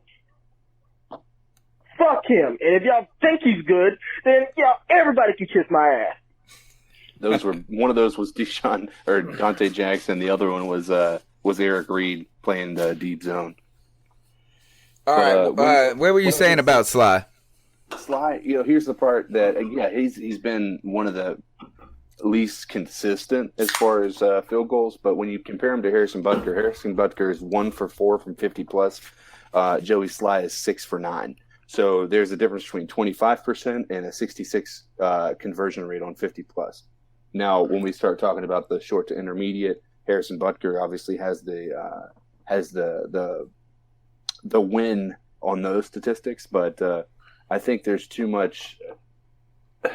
What you run into with a power kicker like Joey Sly is you typically have an issue with accuracy. Pat McAfee, that's the reason he went to be a punter instead of being a place kicker. He was a place kicker for West Virginia. He could kick that ball as far as anybody. Problem was, it was never, you couldn't really rely on him to have a 80% conversion rate as you would with a very precise kicker. So there's this give and take when it comes to those types of kickers. And so I think that's what we're seeing with Joey Sly is we've got that leg. When we talk about touchbacks, when you see that when he makes those 50-yarders, he still has an extra 10, 15, 20 yards he can actually go. I could see a situation where we put him in there if we're really desperate and we really want to get those 3 points towards the end of the half or something and allow him to kick a 70-yarder just to see. But, it's something that's you got to realize what you have when you have a kicker like Joey Sly. All right, you guys cover me on this call, all right? What's up, CG?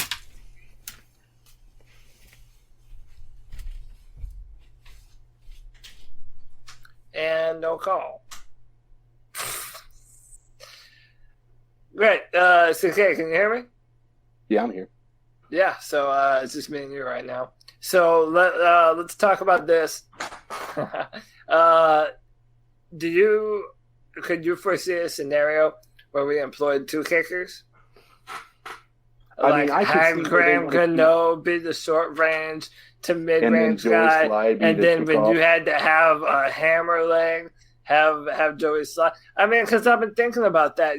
Some people talk about like dual quarterback systems, where they do it a lot in college, where they'll have 2 quarterbacks.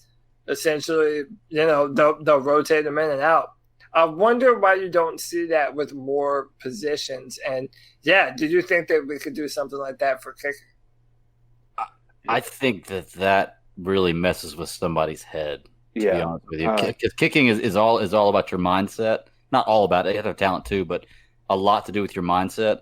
And I think that when you get into a kicker's head like that's why they call timeouts to freeze the kicker, stuff like that. I don't think that would work. Plus, I'd much rather use that extra roster spot for a 4th or 5th running back we're never going to use.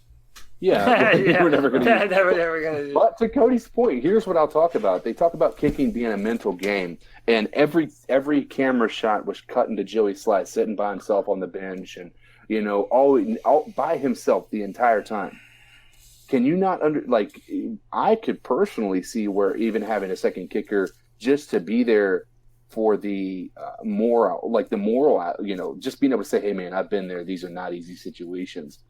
Being a kicker is one of the loneliest positions in the NFL because nobody else can do it. Nobody's going to understand what it takes, what type of precision it's going to take to do that type of thing unless you've been a kicker like that. And, maybe there is something to be said from a mental standpoint and the opposite of Greg's argument. I don't know. Yeah. Tony, as soon as you walked away, the call stopped. What? It just another black calling immediately after the game is over with and whatnot. It was a good game, but I expected us to play the Saints close. We always do play the Saints close. DJ Moore, Christian McCaffrey, can I say more? I mean, great day. These guys went in today. But guess what? Yes, all that work Christian McCaffrey put in, all them yards and all of that right there, and he gaining, and all of that MVP chant he getting, and we still losing.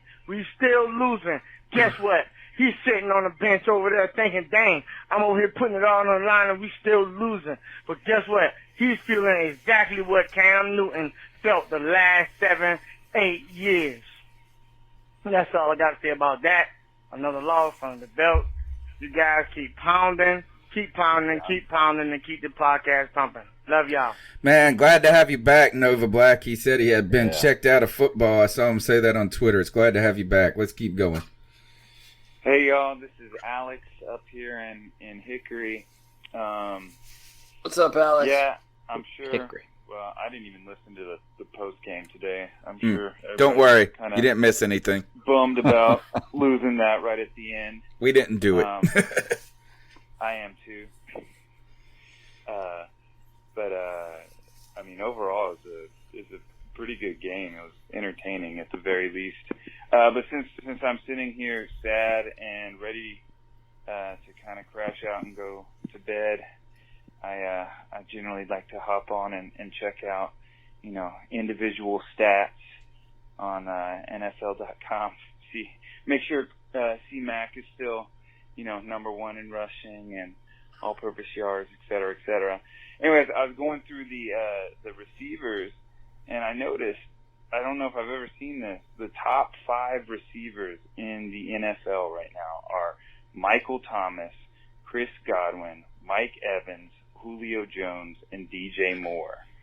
4 out of 5. That's based off of yardage, right? That is all receivers from the NFC South, which is 5 out of 5, yeah. Kind of crazy. Blew my mind. And also awesome for DJ. He's really been playing well lately. I don't have anything other to say than that, but I just thought that's kind of an interesting stat to see that all of these receivers from our division are the ones that are racking up the most yards. Anyways, keep pounding. All right, man. I think that continues to show how well DJ Moore has been quietly playing. And again, I think he's been a benefactor of a quarterback that they're working to one receiver type. They know who that's his go-to guy right now. And like you guys were saying about Curtis Samuel, he has not been the benefactor of that. And shout out to Brandon Herbert in the chat room. DJ Moore ain't getting enough credit. He played with one arm. So much respect for that, man. Yeah, he's been dealing with an elbow injury on, I believe, his left arm. I don't remember which arm it is, but yeah, DJ Moore has been balling out. And I think an ankle injury. Yeah, he's been hurt. And I don't remember who made the point, but one of you guys said, Kyle Allen's a one-read guy. So a lot of those, but Norv Turner, I mean, remember how much of a crush Norv Turner had on DJ Moore. So DJ Moore, he really is the first option, the first read on a lot of these plays. And that does benefit DJ Moore. And I do want to make sure I give him credit because I was hard on him, and rightfully so, last year and in training camp, where I feel like his route running really did leave a lot to be desired. I mean, he wasn't making a lot of separation, wasn't running back to the football on comeback routes, and he has really made a marked improvement.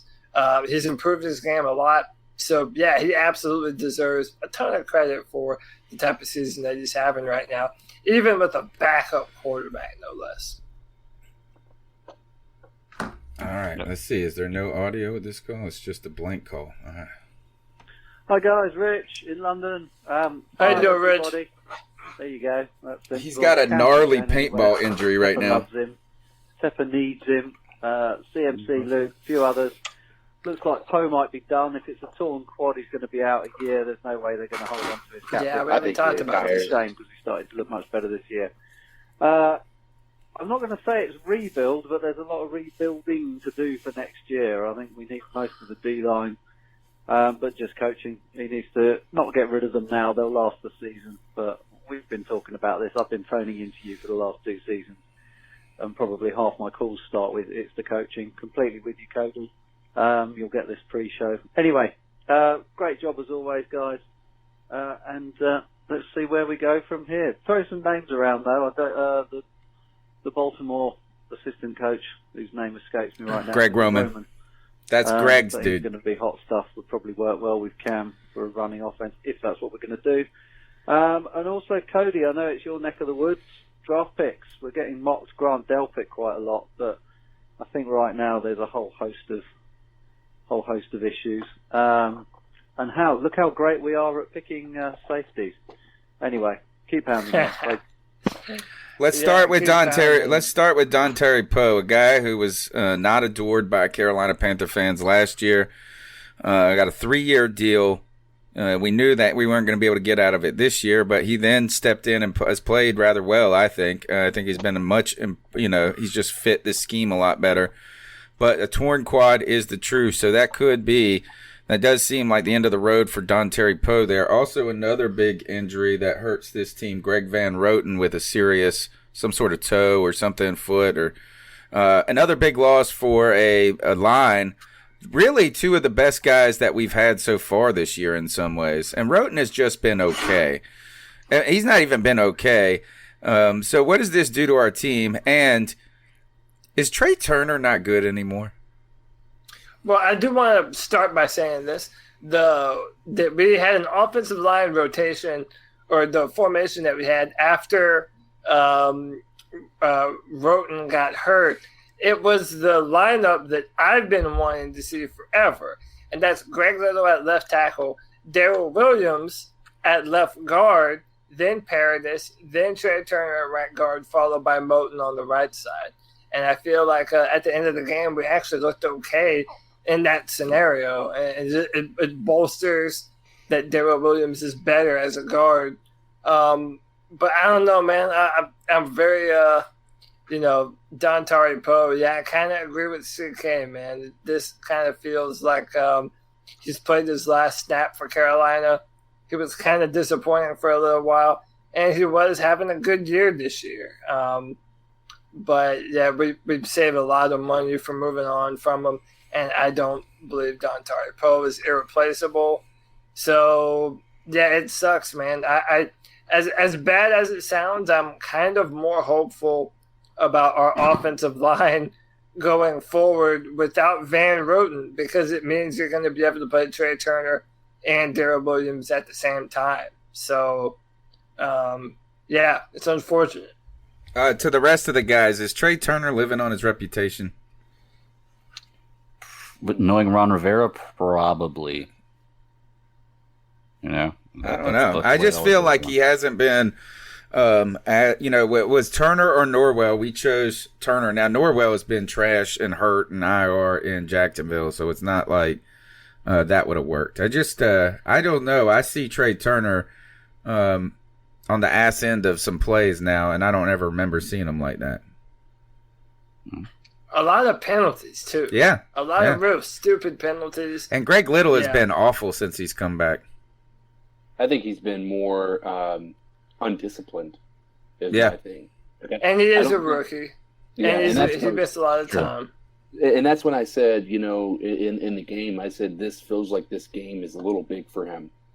Coming and playing in the Superdome. Let's be honest, playing in New Orleans is a tough place to play on offense. Like, it is a tough place to play for anybody, much less a rookie coming back off of an injury like he was suffering, where he has only gotten, 2, maybe 3 starts in his career by that point. That's a tough thing to do, especially with such a close game where the fans are in it the entire time. That is a tough thing for even veterans, but definitely a rookie. So, I'll give him somewhat of a benefit of the doubt there. But, yeah, there's still things that, that concern you when it comes to him. I think that I'm still rooting for him. I have a good feeling about his abilities because he does remind me a lot now in the positives and negatives of Michael Orr. But hopefully it doesn't come to that same conclusion like Michaels did. But Chef Jeff saying, watching the game's over, everyone on the line getting beat, and penalties, like echoing what you're saying, Cody. Let's go on to the next call. Panthers podcast, how y'all doing? What's up, G? Cavassier. What's I need to up, calm G? down. 'Cause I know the last time I called you guys, it was after the game, and I was so pissed off. And yes, I'm still saying fire Ron Rivera. I'm still saying that. I'm going to ask you guys a question. I keep seeing this shit on Facebook, but I don't know if it's true or not. For some weird reason, I keep seeing that they saying the Panthers are going to sign Colin Kaepernick. Me personally, I don't think the shit is damn true. I really don't. I mean, I would love for him to come to Carolina. I really do. Because they said his last, 2 years or last year, he had horrible damn stats or whatever. But see, he was playing underneath that damn dude. What's that dude's name? I forgot his damn name. The damn dude who used to coach the damn Harbaugh, maybe? Eagles or whatever. Oh, you know no, what I'm Chip saying? Kelly, But maybe? Not times like Chip this, he's Kelly. not coming to Carolina, Yeah. man. You know what I'm saying? I still got hope that we will at least have a winning record when the season is over. I don't see us going to the playoffs, unfortunately. I mean, unless Seattle and Minnesota fall off the face of the earth, I don't see it. You know, we need to get rid of our damn kicker, Jeremy Slide. I used to like him, man, but he's horrible. And even when Gano gets healthy, we need to get rid of Gano too, man. I mean, so anyway, give me you guys' thoughts on that. And always remember, y'all, keep pounding. I don't think Kaepernick's the answer. Unless you're using him for a 1-year stopgap next season. And on top of that, I think it's fair. I think that everybody will get upset with this because, look, I'm actually pro social justice warriors. I'm okay with players using their platform. But we do have to recognize whoever Colin Kaepernick goes to, it will be a circus. Yeah. Mm-hmm. It's not even being racist. It will just be a circus. Well, I don't think. Good. Sorry, I was going to say, here's my issue with it, and I'll make this quick. It has zero to do with that. Number one, I just didn't like the cat before he even did the kneeling stuff. That doesn't, that's an argument or a discussion for something that's not here, I think. But my issue is, why in the world would you gamble on a guy who was bad without injury when you have a Cam Newton who had a tough time because of injury? Add to that hasn't played in 3 years. Exactly, that hasn't played in 3 years, who's going to cause... Well, what if you didn't have Cam, though?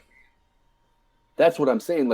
That's dependent upon what our organization wants to do. If we're getting rid of Cam this year and we're going to be basically throwing the season for 2020 because we want to try to get somebody like a good old Clemson boy, it's then sure, I could see the only situation there.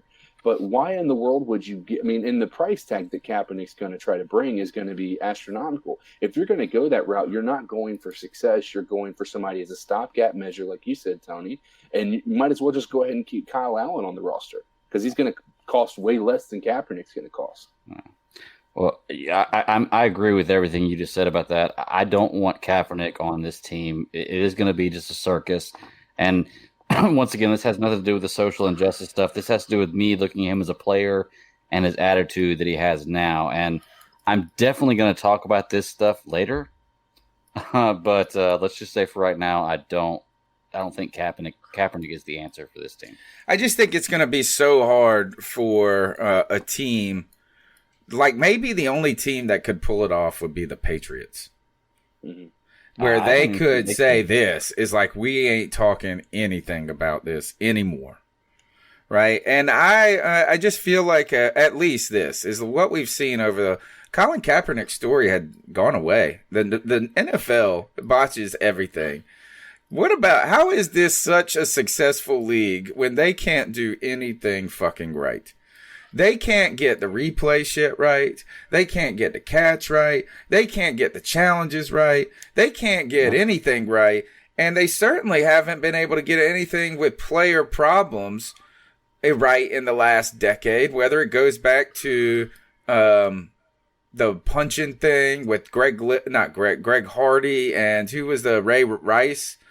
Like, they've just stumbled and fumbled through every fucking issue. And then they got off the hook with this Kaepernick deal, and then they go and make it a damn what idiots they are, the NFL.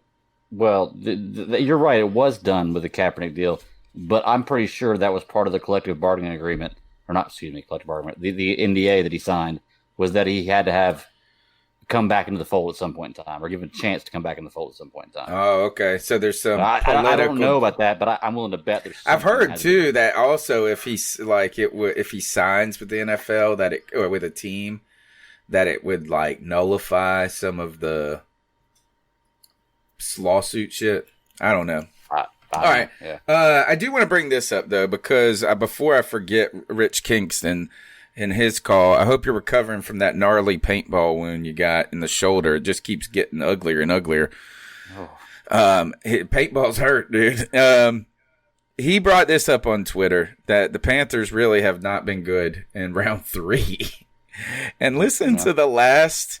I'm going to keep reading it back till we find a good round 3 pick. All right.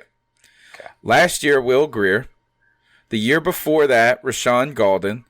The year before that, Deshaun Hall. The year before that, Daryl Worley. No third pick the year before that. We traded up to get Devin Funchess. Remember, we traded our third to get Devin Funchess. The last time we've had a good third-round pick, 2014, Trey Turner. Well, you could make the argument you don't know about Will Grier yet. So, I mean, that may not be a bust. You're right. We don't know about him. How about this? Daryl Worley's playing well for the Raiders. Raiders fans rave about him. Man, fuck Daryl Worley. That dude's a dumbass. Well, how about this? Our coaches don't know what to do with talent if it's not. He also passed out in his car in the middle of an intersection.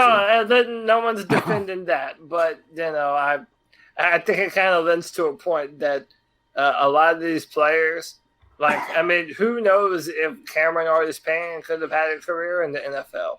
He probably could have, but instead he had no film by the time his career was done here in Carolina to warrant someone else actually taking him on to be a running back. So I don't know, but your point does stand though. We're bad in the third round, and that's why I believe Marty Hurney did a good job at the start of this year. I like the free agent picks. I like a good bit of the draft picks. But yeah, it's time to rip off the Band-Aid completely. I have no problem moving on to a different GM, different coach, brand new everything. If we're going to redo it right. Hey, I do want to ask real quick though, just talking about Will Grier, at what point with maybe where we know our season's going and say Kyle Allen goes out there the next game and he throws 4 interceptions against the Redskins, at what point do we say, okay, the season's over, let's give Will Grier a chance? I thought that was last week or the week before with Atlanta. But I didn't watch that game. Don't worry. He had 4 picks, and 2 of them were in the red zone. Okay, yeah. Didn't watch that game, so okay. I think that was the game, but then Ron Rivera has come out and said, he said, we're developing 1 young quarterback already. No need to develop 2. He literally said that. Why draft him then? Yeah. So why draft him? It's bullshit. I know. I mean, I can't say, I like this draft so much other than that pick. And I kept saying, too, is that Will Grier could have been a 4th or a 5th round pick.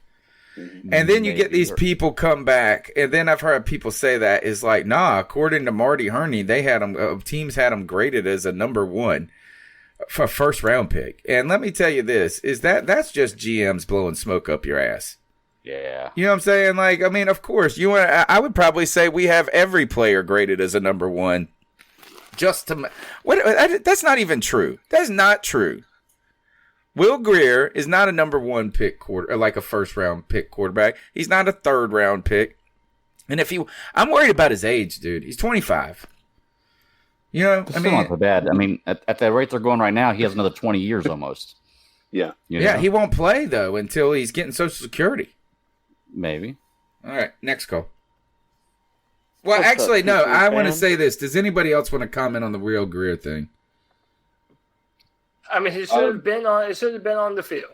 Okay. Why are you not gonna play Will Grier After the. But Kyle Allen did have a great game though in this last game, and I got the stats up. Is my man threw no picks this week, and he had 200. He was 23 for 36, 256 yards, 3 touchdowns, and we saw that offensive line was freaking atrocious, dude. I just don't like the argument of, well, if you play them too soon, you're going to ruin their development. Yeah, well, a bunch of quarterbacks had really bad first years. Peyton Manning had a really bad first year in the NFL. Mm-hmm. First year isn't an indicator of what a quarterback is capable of being. I really like Dwayne Haskins. Now, it's unfortunate for him he's in Washington, but, and he looks like a dumbass, dude. Bathwater. Wait, Washington's not good? No. Yeah, it turns out they're not good. But Dwayne Haskins has the potential to be a really good quarterback. Yeah, potential. People giving up on him already. They're already saying Redskins are moving on. I don't think the owner wanted to draft him. Well, no, that was the thing. The owner wanted to draft him, but apparently a bunch of the coaches didn't. Coaches didn't. Yeah, so the owner, dude, Dan Snyder is such a... Yeah, that's the worst run organization in the history of the world, probably. It's got to be up there. Yeah, it's top 5. Right, the Bengals being another one. Oh, wait, hold on. Again. Nope. What's up, C3 fam? Chef Jeff here. Cousin. Calling in about 7:30 on Tuesday. Can't wait for tonight's show. Few things I wanted to bring up, which it's a late call, so I'm assuming y'all probably already have talked about them in the podcast. But I'm still ready to get rid of Ron. I'm still ready to get rid of Norv. He did call a pretty decent game up until we got to the red zone. I do understand not wanting Kyle Allen to throw the ball too much because of his, previous red zone problems. But, I mean, he had the hot hand Sunday. And running Christian McCaffrey up the gut like that after just watching it not work all season long on the goal line just shows me that they have the game has passed North by. And Ron, I'm glad to see the guys fight for him. I still would like to see him gone only because I know we can't keep him around as a defensive coordinator. And I mean, he is getting better. He does have flaws, tons of them, but the guys do play for him, and he has yet to lose that locker room.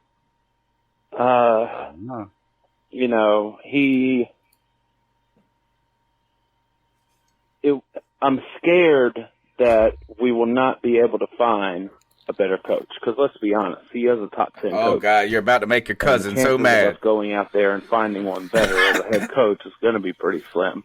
I'm willing to take that risk. But I'm starting to feel more and more like Dave Tepper might just run this back next year.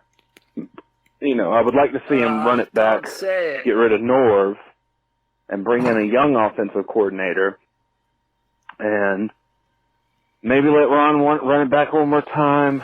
But our offense has been pretty good this year, though. though. Kind of torn on that a little bit. We're like 26th on offense. I wish he would have been fired last year just because of the way Cam Newton was treated at the end of the year. Leaving him out there on the field for those last games, it very well could have taken two or 3 years off of his career, off the longevity of his career. Let's be honest. That was a fireable offense. And the 2 games at the beginning of the year, I don't care what he says. He knew the foot was injured. Cam Newton just tried to throw him a bone in his little video saying, I hid it from him. No, he didn't. They knew. He said that he was good, which any player is going to say. And Ron just went out there with him, thinking, this got to be our best chance to win. And I don't know. Marty Herney's off season. He got cut off. Here it goes. Chef again. Got cut off. But, it's, Marty Herney's off season is starting to not look very good. He's still, just showing, we just waived Rashawn Golden, another 3rd round pick. So, he's great at 1st round and even some 2nd round picks, but Marty just cannot evaluate talent in the later rounds. It's becoming these same I issues think that's partially over and on over and Ron, over. too. Tackling, play calling, and just lack of time management. Even though we hired a time management coach, which is awfully weird to me. That is crazy. The loss this weekend was such a heartbreaker. I just knew they were going to go down there and win. So I mentioned it last week in my call. And they just, we can blame it on Joey Sly. Yes, because he missed the kick and left 5 points on the field, but Drew Brees would have went down there and scored a touchdown and won the game. Let's not kid ourselves. Ron Rivera's defense is shit. You needed to score a touchdown. Why didn't they score a touchdown? I get Reed was terrible in coverage, great against the run, terrible in coverage, but he is playing hurt, and he was playing hurt before he got hurt in the third quarter.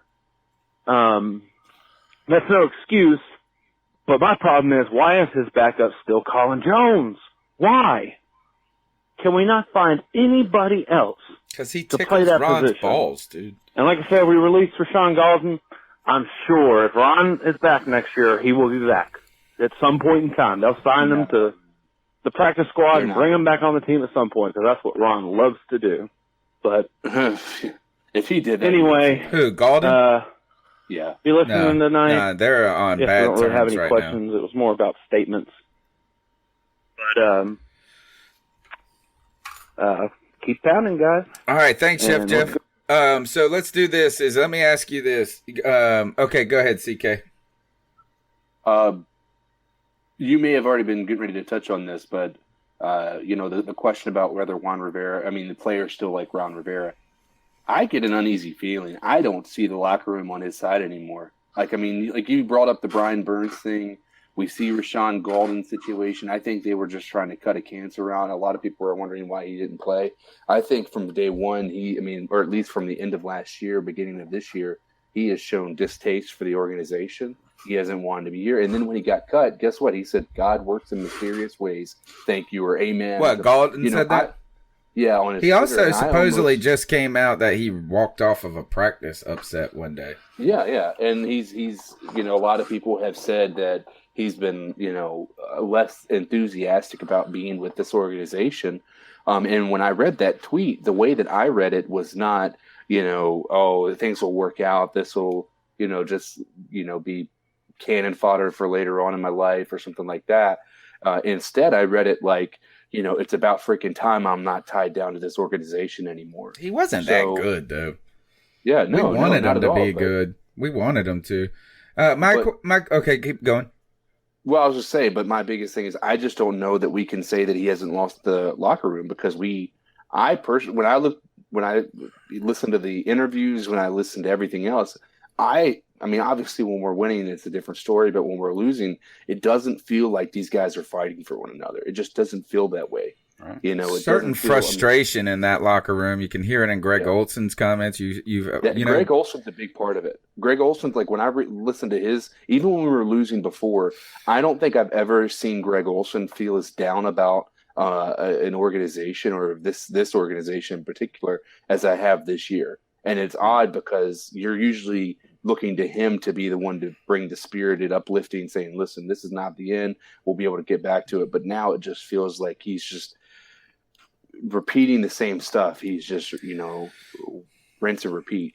Gerald McCoy also frustrated. A real quick shout out to Darius Jones, who was in our chat room earlier. And he did mention this too, that, and I didn't know this, Brian Burns' brother has been very active on Twitter, talking about how much of a travesty it is that Brian Burns isn't playing more snaps. He's been very vocal about it. But I kind of think this Rashawn Golden thing, it kind of goes back to, I really do think that there is a culture in Carolina where there are players that just don't get their just due play time.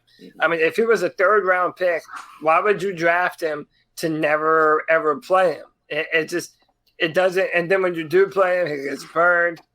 I don't know. It has not been a good look. I do think it's indicative of a larger problem that players are frustrated. Why aren't you giving us snaps? It's like Ron Rivera doesn't know what to do with the talent on this football team. And it's an issue. It's a big issue. It's been an issue. And it's not getting better with time. So I don't know. I certainly wish him the best. I don't think he's a tremendous talent, but if Rashawn goes and balls out somewhere else, you know why. In defense of Ron Rivera, right, is that this team has had Kyle Allen, and like you guys pointed out, has been one play away from winning a lot of games this year. Now, I don't want to just say, close is only good in horseshoes and hand grenades. So I don't want to give that too much credence. But to me, I'm going to ask you all this, is that imagine who is the person out of the three that has disappointed you the most this season? Like you are most upset. Ron Rivera, Norv Turner, Marty Herney. Ron Rivera. Ron Rivera. You think, here's my part to that though, and forgive me, I keep on kind of hogging the spotlight, guys, but my focus on this is the reason we've been in the games. Tell me what that reason is. It's because our offense, Christian McCaffrey, DJ Moore, it's not a great offense, but it's still, that's the reason a lot of times. Our defense has not been the reason we've been in these games. If anything, we've been in these games in spite of our defense. Yeah. Right? Yeah, what is I Ron agree. Rivera doing right now? He's playing he's calling the defensive plays. He's the one running the defense, essentially. Eric Washington's there to, offer during practice and everything, but he's basically at Ron's beck and call. And the defense is not sharp. Offense. They're not sharp. Not at all. And Norv has dialed down the offense so that Kyle Allen doesn't have to read through 3 different reads before he throws the ball to allow him to get the ball out quicker to make sure that the offensive line isn't, victimized as it often is. So I think out of all 3, I think there's clear evidence to show Ron Rivera isn't the reason we've been within plays of winning. We've been within plays of winning in spite of Ron Rivera. I agree. I'm to the point is that this defense just simply should look better under Ron Rivera. Like right now, I wouldn't even hire him as a defensive coordinator. No. I don't know. I have no evidence. Let's be honest. As a defensive guy, he's old school. He has not had an answer for these high-powered offenses yet. That's true. Yeah, and like Cody has always said, he's just gotten his ass handed to him by the Shanahan kid every time. All right, you got something, Greg? Yeah, real quick. 2 things I want to touch on with this call. The part about Cam Newton taking the fall for Ron Rivera and telling him that he, he said that he was okay. That's all speculation. We don't know any of that, and I get where it's coming from because it's probably from frustration, but we have no evidence. I mean, do you guys have any evidence of that? Cam was lying, saying that he was okay, excuse me, he said that he lied.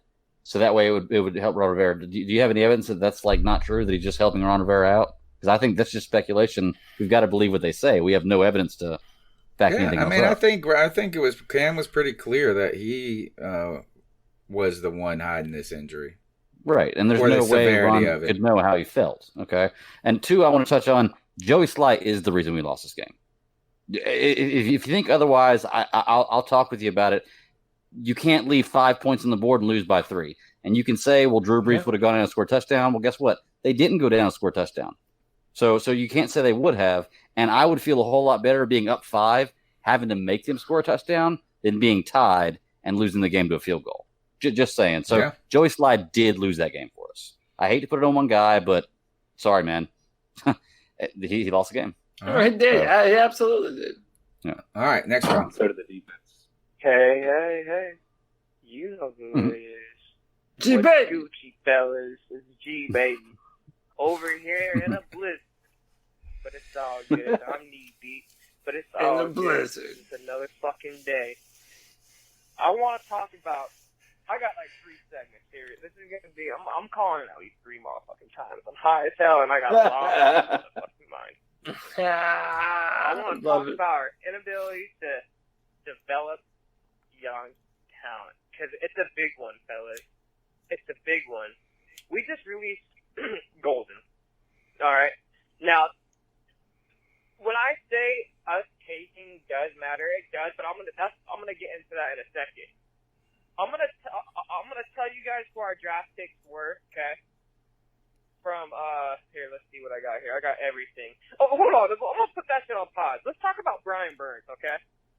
Despite playing only 45% of the team's defensive snaps and playing in 8 games, Brian Burns has totaled 5.5 sacks, 2 forced fumbles, 12 QB hits, and 4 tackles for loss. I want you guys to let that fucking sink in. This is less than half. He's playing less than half of the defensive snaps, and he's got 5.5 sacks, 2 forced fumbles, 12 QB hits, and 4 tackles for loss. The dude's a fucking stud.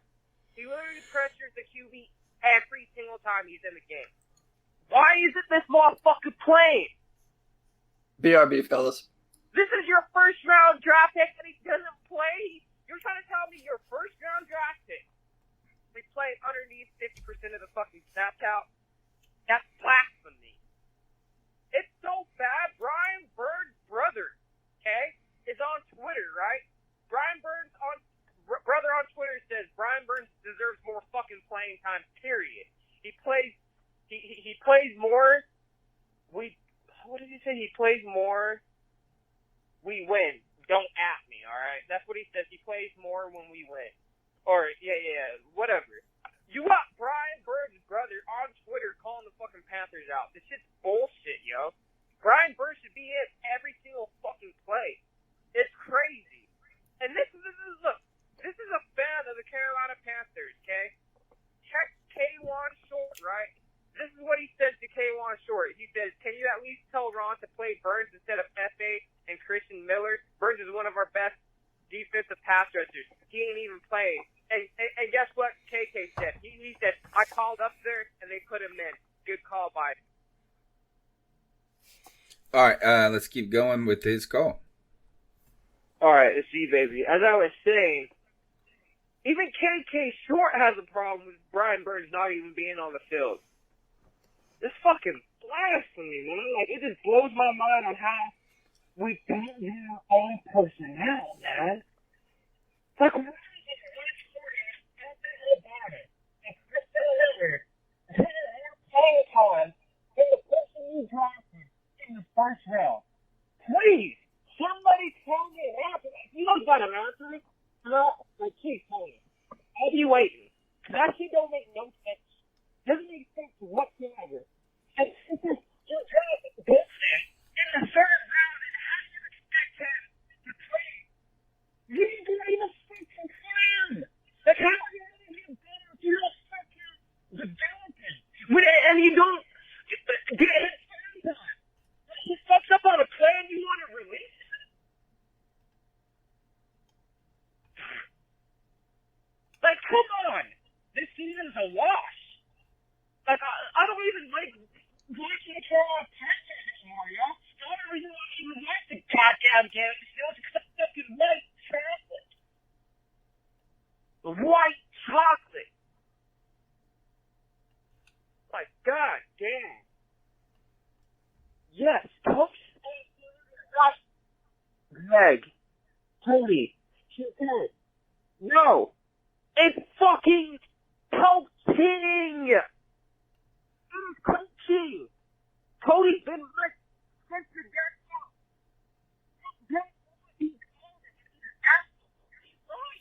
All right, we're going to go on to the next call. I can't hear him anymore. Sorry, back to what I was saying. Back to the fucking draft pick, okay? You got Christian Miller. You got George Scarlett, which you don't even play.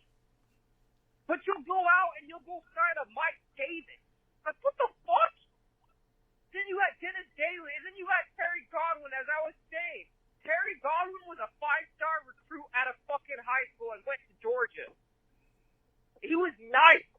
And do you also know that was one of Cam Newton's really good friends, okay?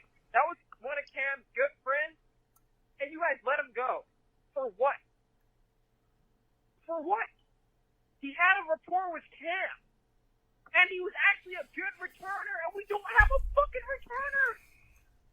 Makes no sense, right? Yeah, I fucking know. But this is what I do want to talk about. That bad boy, Cam Newton, supporting all them motherfucking kids. And guess who was there? And it shocked the hell out of me. David Tepper was there. And he was laughing with Cam, having a good time with Cam. And you don't, bro, Cam said he needed that. All of them kids supporting Cam Newton, wearing their jerseys, asking him to sign that shit in front of David Tepper. You don't think that meant a lot? You don't think Tepper's seen that shit? All them kids? All them kids that are in the stands that used to get game balls after every single time they scored, they don't get that shit no more. Like, you fellas, I'm a true Carolina Panthers fan, yo. This shit means a lot to me, yo. I'm 15 years deep in this shit. When they lose, my week depends on that shit. Like, my girl hates football because she knows if we lose, don't fuck with me. Like, this shit means everything to me, man. Like, Cam means everything to this team. God, these dumbass motherfuckers, man. Release Golden. So I need to know what you guys think. Let me know. You know, I'll be fucking listening. I've been ranting. I'm high. I don't give a fuck. I live that colorful life. I think the point that I think that is worth the D3 podcast, baby. Thank you. Hey, represent G Yeah. baby with that passion. Yeah, it's wonderful. Great calls, and I think he probably has another one still in the hole. But if anything, I don't want to. We've talked a lot about what was in those calls already. But for me, I do think there's a real argument that one of Rivera's greatest weaknesses historically has been developing players. And I used to always say this several years ago, and we haven't had to talk about it as much lately, but he does better at coaching veterans.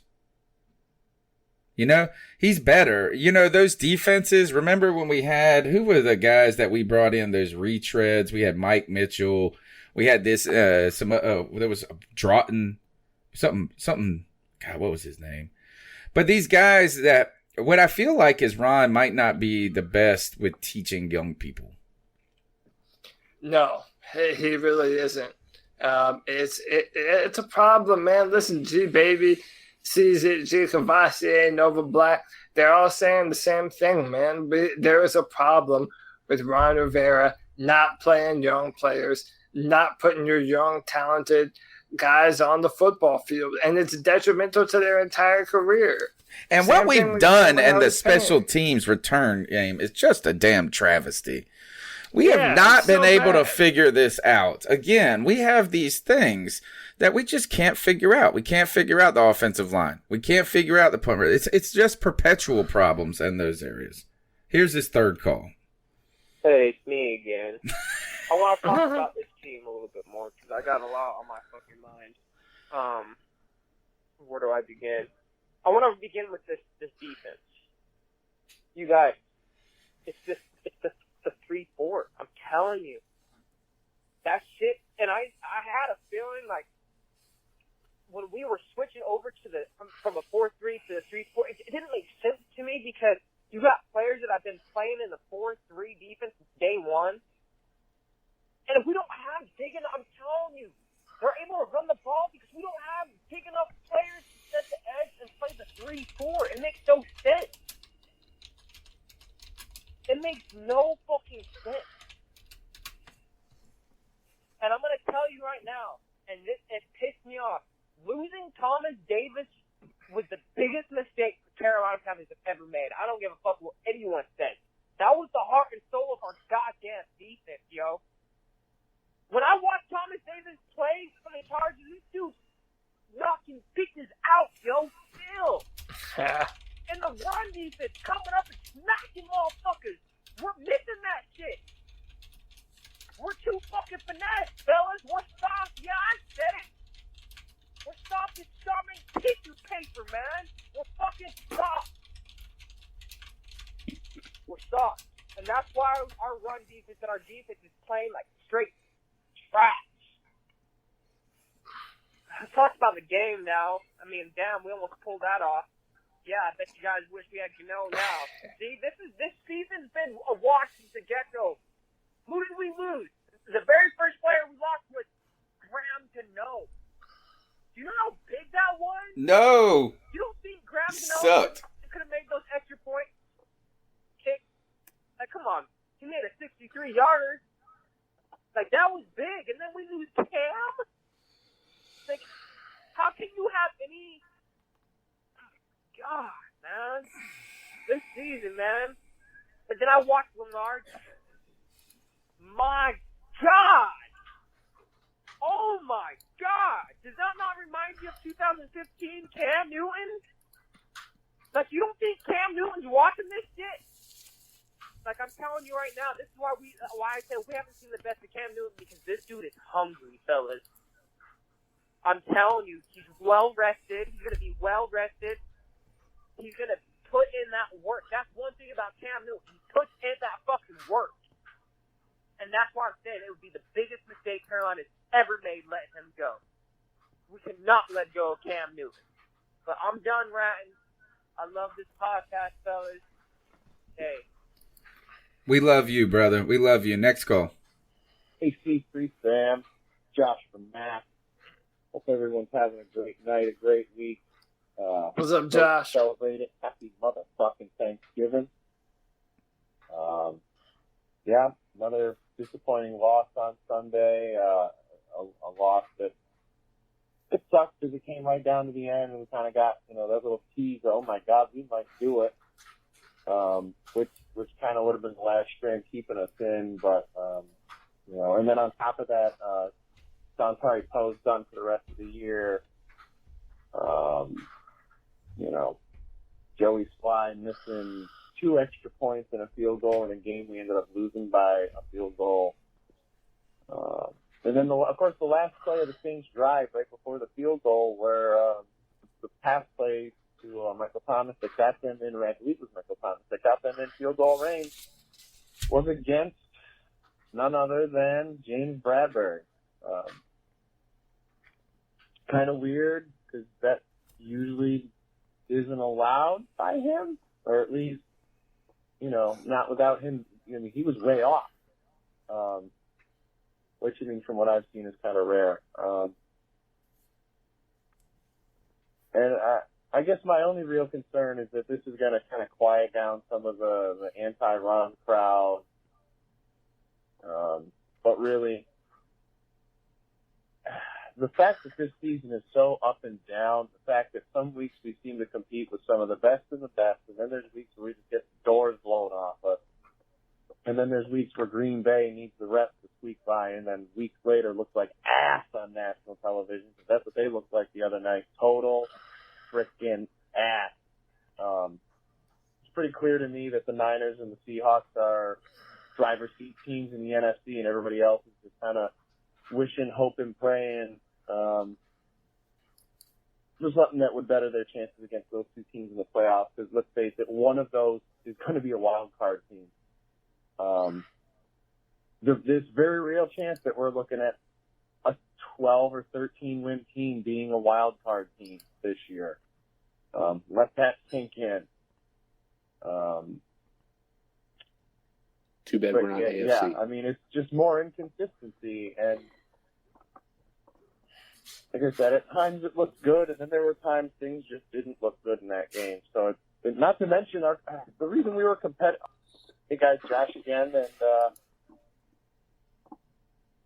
but yeah, we were really, really helped out by the Saints' offense. I believe it was their offense just piling penalties onto themselves. By halftime, It was around. Or no, it was after halftime. It was towards the end of the third quarter, beginning of the fourth. The Saints had racked up like 116 yards in penalties against themselves. And you really break it down in the grand scheme of things, and that's a touchdown drive, basically, in and of itself. That's a big reason we were left in it, and yeah, I guess there's some people who are happy that we kind of went toe-to-toe, head-to-head with a team that's a contender, but I'm not. I'm not happy. I'm not happy with that. I'm not happy with settling. I'm not happy with a 5-6 team. I'm not happy with a coaching staff that has just looked bad since the critical staff members that were below our coordinators and the coordinators themselves are gone. Look, let's face it, since Josh McDermott's been gone, the defense hasn't looked right. And Shula and Turner, I mean, we got guys who are doing things the old school way with a very modern looking roster. It shouldn't be a wonder why there's inconsistency here, because the old way of doing things isn't working anymore. It's just not. You know, there's all these people who go, well, who do you want to pick up if we let Ron go? Well, a quick list of names: Hugh Staley, Eric Bieniemy, Lincoln Riley's one, Kevin Stefanski. There's plenty of guys out there who are on the cusp of leaving their offensive coordinator or defensive coordinator job. Chris Richards. There's plenty of guys. Who? And it's like they forget that, like, you don't really go and just pick up a guy who's been a head coach for a long time in the NFL. They tend to stay where they are unless they're not good, and then they get fired. So you have to pick from their staff and their staff trees. That's the way that goes. But it's time for a change, and I think I think Tepper's going to make that change, and I think Cam is going to be. I think he's going to be a Panther unless things go bad next year, or going into next year. Have a great night, guys. Love the show as always. Keep pounding, Sam. Keep pounding, man.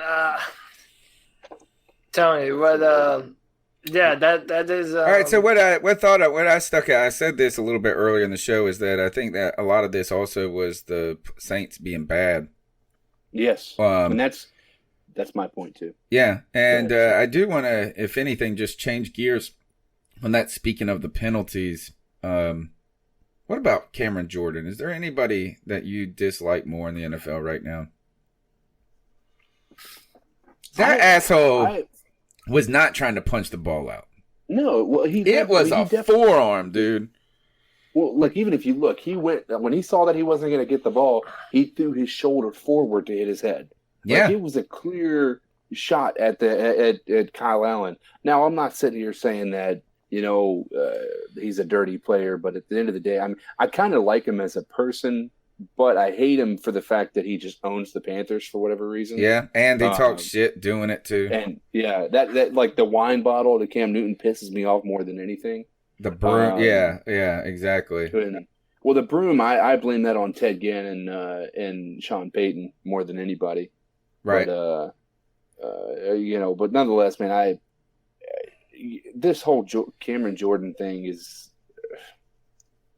anybody who's arguing for the fact that he was punching for the ball. There was no ball even close to the and don't worry, I got to hear that whistle my ass. Even if there wasn't a whistle, it still was a shitty. It wasn't with good it was intent. He still immediately contacted the head first, didn't he? Yeah, it was. If you're punching the ball, you use your fist.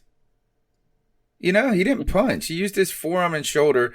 Now, I mean, I guess I'm getting bitchy about small things right there. It's not the worst thing in the world, but I do agree with Richard's Outdoor World, and something I've also been saying for a long time is we have been on a downward trend since Super Bowl loss, and I think that is really with Ron Rivera.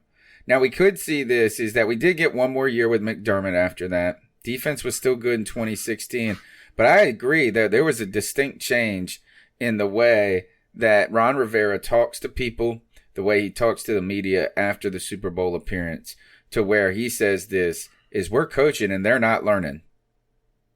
And he says things like that all the time. Well, they ask, like, what do these guys got to do? What did Kyle? These got to learn. These are guys doing what they've forgot what they've learned. And, it's just all this is, and that goes back to another call, G-Baby saying difficulty developing young talent, is that Ron Rivera, I think, is a veteran coach. Thanks, Michael Jones, for the donation to the show. Tepper plans to build a wine and cigar bar inside the new headquarters in South Carolina.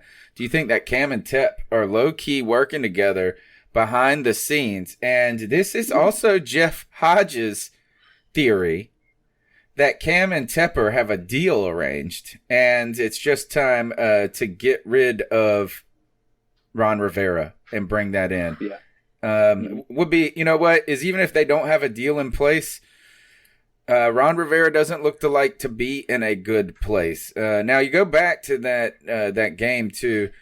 We had a lot of penalties. I wanted to get to Ken. Ken D said this, and I'll let you guys, because I haven't looked at the play as closely as it needs to be. Does the C3 staff have any input on the PI call in our favor? Down at the 3-yard line when the defender hit Curtis Samuel across the middle with an arm to the chest. I thought it was on Jarris Wright from the president. Jarris Wright. Okay. You guys have any thoughts on that? It's like one of the few that's worked. And to my knowledge, unless either of you know different, has there been any other pass interference that has actually gone against the call on the field? Yes. Do you remember which one it was? I mean, there's been 7 this year. I was reading a stat about it. 7 calls have been overturned from what they were on the field. Yeah, but that's a very low percentage to the amount of challenges that have actually been taken. It just seems like every time I see them, it always seems like they don't. Yeah, man, they never get overturned. And we got bailed that they did overturn it. Yeah, we got bailed out by the refs too, guys. That pass interference call that they offensive PI on the kid that fell down. Cook. Yeah, is that dude? There was nothing there. There was not. It was that was a bad whistle right there. So all right, we got a couple. Go ahead. That's what I was going to say. Yeah, the point to the fouls. A lot of people are going to point to this game being close. Oh man, we were playing against a contender. In my opinion, New Orleans isn't a contender for the Super Bowl. They're a good team that's going to make the playoffs. But if you look at them, they are very undisciplined. Like in almost every facet, you can see that their offense is not nearly as explosive as it's used to being. To put it in perspective here, you would think that Michael Thomas, with having as many yards as he is, he's one of the most explosives. He's got a less per yard reception rate than DJ Moore. Do you think DJ Moore had his? Where do you think the Saints are in the Super Bowl? If you're going to rank the favorites right now, I've got 3 teams ahead of them. I think they're one and done, and I don't think they. Well, I should say that they probably get. They're in the divisional, obviously. I don't think they get past the divisional. I think whoever they play in the divisional is going to the NFC Championship. There might be 4 teams against them. I'd say number 1 right now has to be the Baltimore Ravens in my mind. Number 2 is probably the Patriots, just because they never lose, even though their offense is not anything what it used to be. Their defense is pretty good. They always find ways to win. Number 3 for me has to be maybe San Francisco. Actually, you know what? I think I'd put Seattle ahead of them. I think San Francisco? Yeah. I mean, they beat them. I think San Francisco is the best team in the NFL. I think they're the number 2. I think Baltimore is definitely better. Well, see, this is my thing though. I don't know. I don't know, man. It's right now. I feel like everyone's riding the Baltimore train, and they're a damn good team. And Lamar Jackson is shutting up a lot of doubters, myself included. But I don't know, man. I think defense wins championships. They got a defense. And by the way, coming up here in a week or two, the 49ers play the Ravens. So we're going to see that matchup. Yeah, but look, I would say this is the Ravens almost beat the Chiefs in Kansas City, and I thought that was the statement game that would have made me a believer in them. But then they've come and pulled off some other games. I mean, they are not only beat these teams, but they beat Seattle in Seattle, right? And the Patriots. You guys forget. The Patriots. Dismantled the Patriots. And they're blowing cats out now. And I think what's really hard, and this is, and to be fair, actually, in defense of some of the things, we are so wanting these new spread offenses, these creative things. The teams that still run the ball in the NFL are teams that do well. San Francisco is a great rushing team. Mm-hmm. And Baltimore, what I saw last night from Baltimore is that you couldn't get the ball back. Like it was, I mean, he was 6 for 6 on third downs. They're rushing the ball like crazy. They're eating up clock. They're eating up clock and putting up points. And that's crazy. Right? Right now, the Ravens are a scary team to me. I think this is that, let's just say this, is that if you want to say that San Francisco is ahead of them, it's because you believe their defense is better than Baltimore's offense. But I tell you one thing is I know Baltimore's offense is better than San Francisco's. Oh, yeah, without a doubt. Lamar Jackson's he's it looks like 2015 Panthers. It just looks like the 2015 Panthers. It's the same plays. And you know what? Cam Newton threw the ball well that year. I know that they're running, but Lamar, that's what he did. He ran it all the way down to the 8, and then he's throwing touchdowns. I think he's got the highest completion rate in the NFL right now. It's insane. All right, next call. What's going on, C3 Darius from Raleigh? I just want to say I think this season is a blessing in disguise. I kind of agree with this. Look at a lot of the top teams in the league right now, and you go back and look at their records in the previous 3 years, they haven't really been on the plus side. So hopefully this season is a blessing in disguise. We get Cam fully 100% because let's be real, we were still going into the season questioning his shoulder and stuff like that. And the line is still banged up. I think this off season we beef up the things that we're really missing because even though Kyle's struggling a lot, nobody has time behind that line. We can get Brady back there. We can get Rodgers back there. We can get Pat Mahomes back there, even Lamar Jackson. If you don't have time to throw the ball, you can't do anything. You can't operate anything on offense. And we just need to beef up the O-line. I think, honestly, we should just go back to 4-3 for the time being, especially with the pieces that we have on the D-line. So hopefully things just come around next year. Let's just end ball for now. Don't stress ourselves out on Sundays and just truly be fans because before you know it, football is going to be over and then all season is going to ramp up.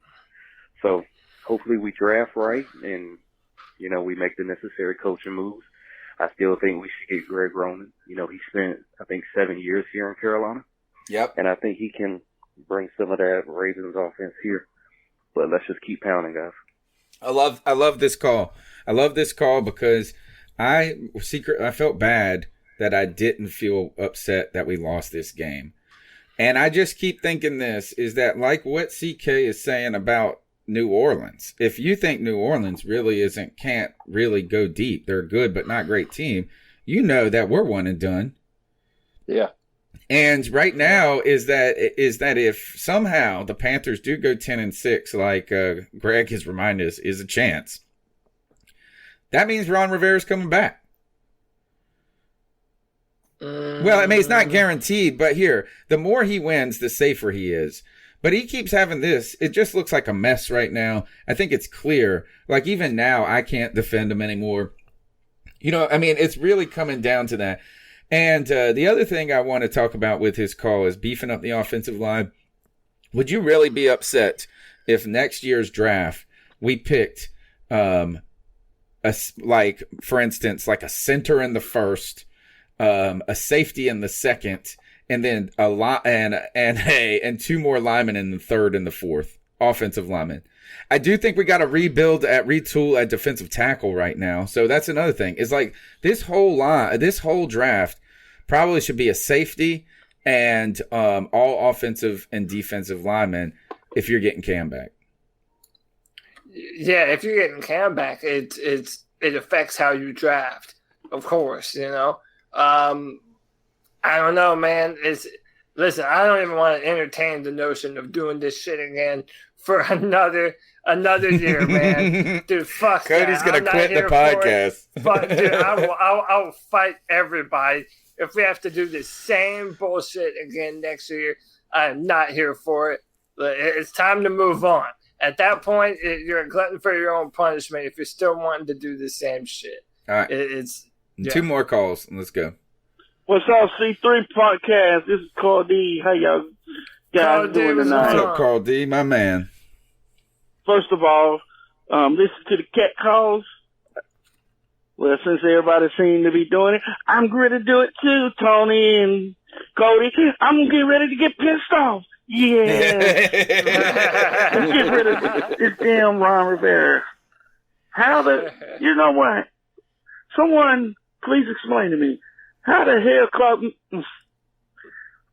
how can you be a head coach as long as Rivera has been, and you still ain't learned clock management?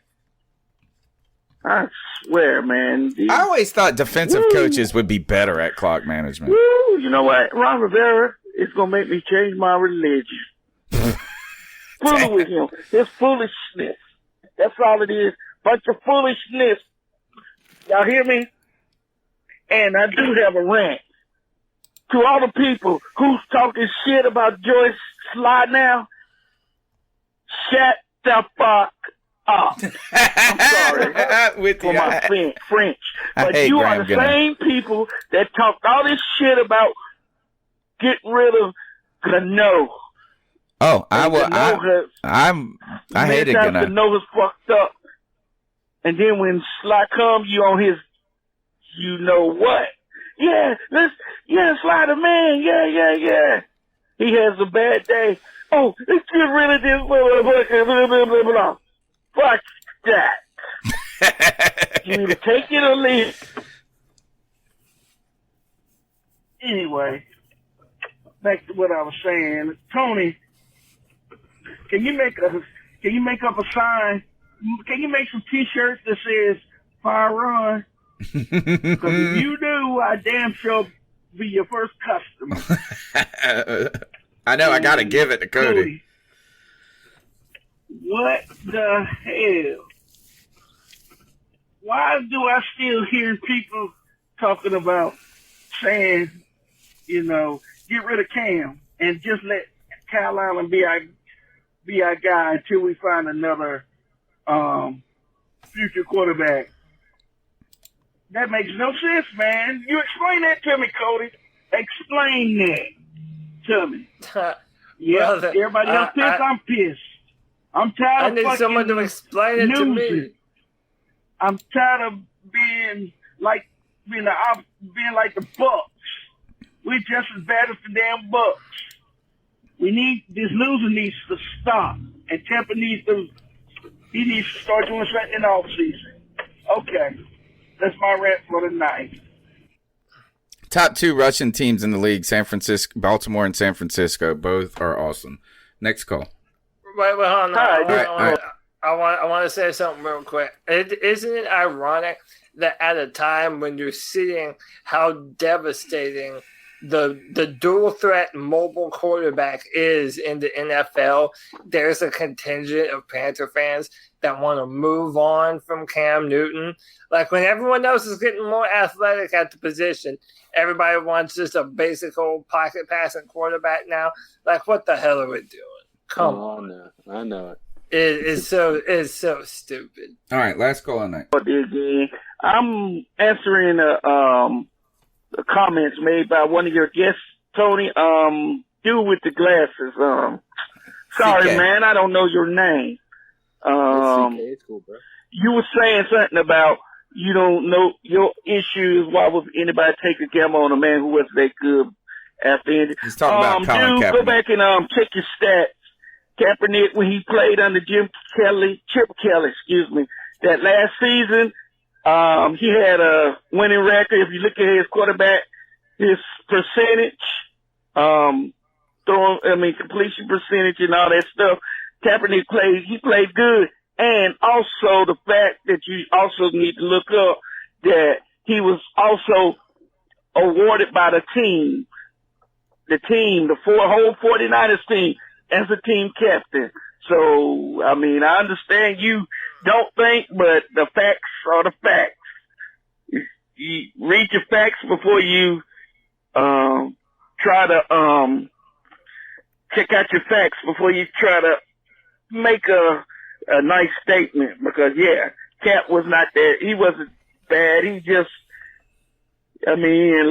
like your boy said, he played it was just a horrible team. When you play on a horrible team, no matter how good you are, it's well, I do want to remind too is that he was coming off of an injury, So that, he wasn't really at full strength. He did only play half that season. Remember, he didn't start as the starter that year. They went with like Blaine Gabbert or somebody like that for the first several games. 2016, they did start Colin Kaepernick because we played them in the first game, if I'm not mistaken. No, in 2016 we played Denver. We played Denver in week 1. Yeah, that's right. You're right. And I say this, right all you assholes that want Graham Gano, don't forget Graham Gano missed a kick in the Super Bowl and lost a game-winning kick against that Denver team that year. Cam Newton leads us down in a fourth quarter drive after people are taking shots at his head, and Graham Gano missed it.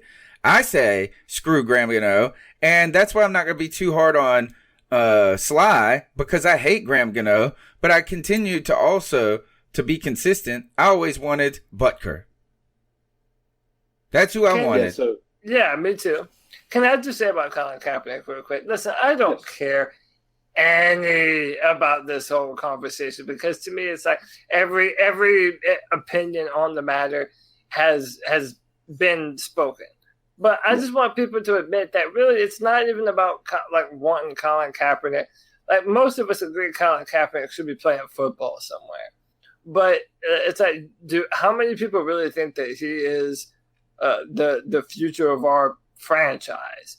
And like, how many people are wanting Colin to come in and play and be successful just because they like the man, they like what he stands for, and they think that he still has a big arm and all this? Like, it goes the other way. For the same people that are not even entertaining the notion of having Colin Kaepernick on the team, there are also those people that they just want Colin on the team. So that way, if he comes in and balls out, it makes them feel good to say, oh, yeah, see, Colin Kaepernick should have been playing forever. So it's like everyone has an agenda with it at this point in time. If you're going to move on from Cam Newton, then get a brand new quarterback in the draft instead of getting a guy who's 2 years older than Cam Newton. So 100% agree. Is that it really has nothing to do with the protest or anything how good Colin Kaepernick is we don't think he's good enough to be. How about this? Is he ain't better than Cam? No. Nope. Yeah, Never very was. simple. Yeah. No. And I didn't like him at first. I'm okay with him after the protest thing. The reason I don't like Colin Kaepernick was because he did that button-up shit when he was in the playoff game, and he came at Cam in that game when he scored on our defense. So, all right. Let's go ahead and get out of here, guys. What games are this week? Who do we got in the NFC? We've got the Redskins. Washington. Yeah. So I think the Panthers win this game at home. And another game that actually hurts our draft stock and probably gives a little more confidence in Ron Rivera. But if we lose this game, guys, damn for sure that it's the end for Ron Rivera. And I did want to come back to whoever said that Darryl Worley was playing good in Oakland. Didn't they just get smashed by the damn Jets? Yeah. Yeah, but we gotta say that was all on him. Man, what's it? Yeah. I mean, all right. So I got the Panthers. I got the Panthers winning this somewhere. Not even that much. Maybe 20-13. Boring game. Oh, we better put more than 20, man. We gotta put 30 points on them. I'll say 34-21 Carolina Panthers. All right, who you got, Greg? I'm gonna say Carolina too, and I'm gonna go 34-24. Very close to Cody's. All right, that sounds about right to me. CK? I'm gonna go 35 for the Panthers, and then Redskins. I'm gonna say our defense gives up 28 points. Damn, that's gonna suck if we give up 28 points to the damn Redskins. Oof. All right. Haskins' breakout game. Who's Atlanta got this week? So on Thanksgiving, we were treated to the Saints and Falcons. Didn't the Falcons beat the Saints already once this year? They sure did, and now they're in Atlanta.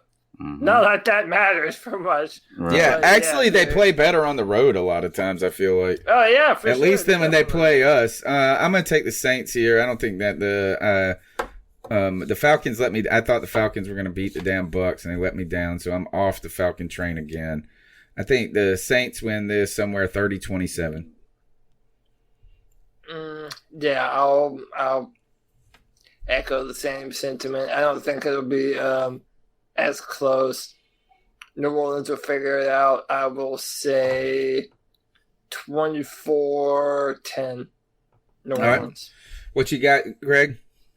I'm going to go with just the history of what the Saints have been doing this year. The reason why I say they're not a good team is they have a couple games they put up 30, 40 points, and they come back and they put up 10, 12 points. So I'm going to say Saints 17, Falcons 14. Yeah, okay, so the Saints still pull it out then. CK, what you got? Yeah, they still pull it out, but it's not a big game. Yeah, I'm gonna throw this out there. I'm gonna contradict something I said earlier, which I said the Saints aren't that good offensively. I think they put it together on this game, and I think this is a big win for the Saints. I think they're gonna win 35-14. Okay. All right, and who the Bucks got? Tampa Bay plays the Jacksonville Jaguars. Yeah, man, the Jacksonville Jaguars are a mess right now. I'm taking Tampa Bay here, and I don't care if they have 5 interceptions. Somehow Jameis Winston throws 2 picks and still puts up 35 points. I guess they're always just chunking the ball around. The Jags are really a letdown team. I thought they were going to be better defensively this year. And people are running on them. They're a mess right now. Nick Foles. Put in Gardner Minshew. Give me the Bucks. And I say they score somewhere about us. This is like a 27-17 game. I'll say Tampa Bay 35-24.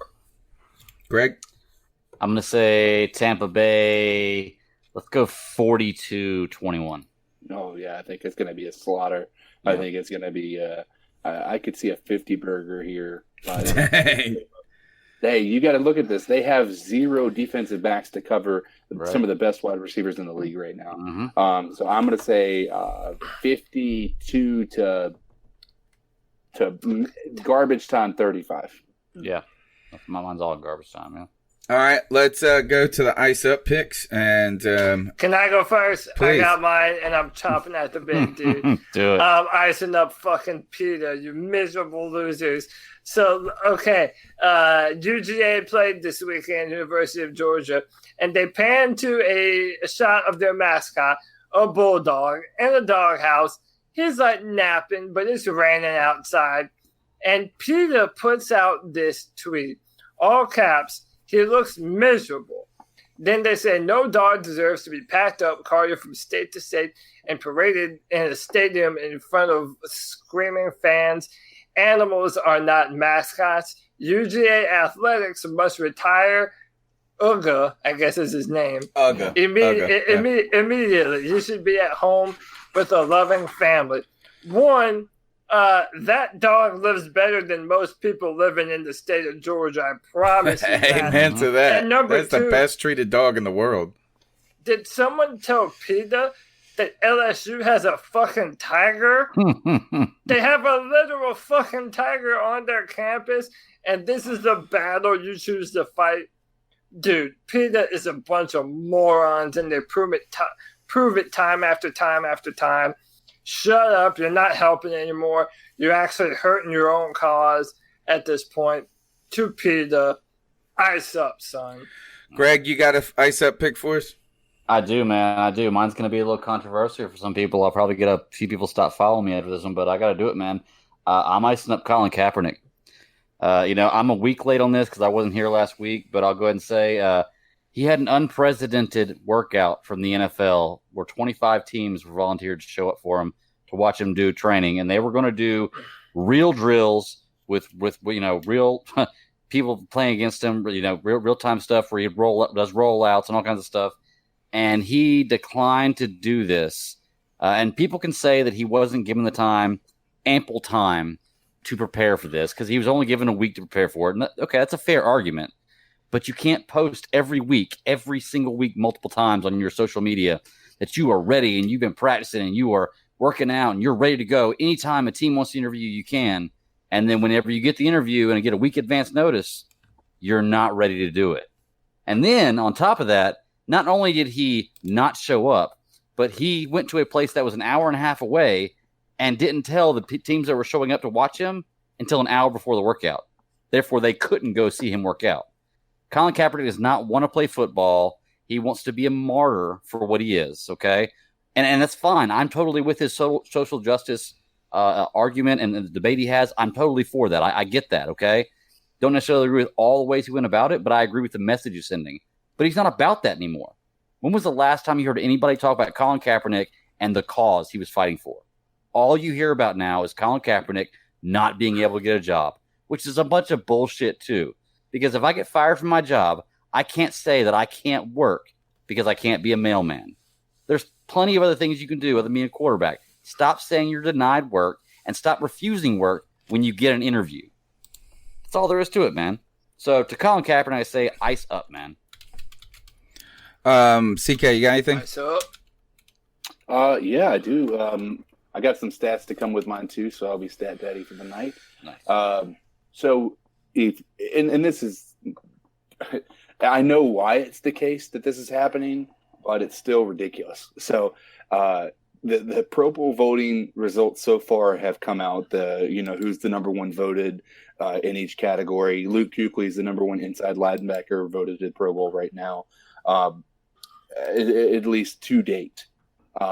Well, we all know what Christian McCaffrey's doing this year, right? He's leading the league in rushing yards. He's leading the league in scrimmage yards.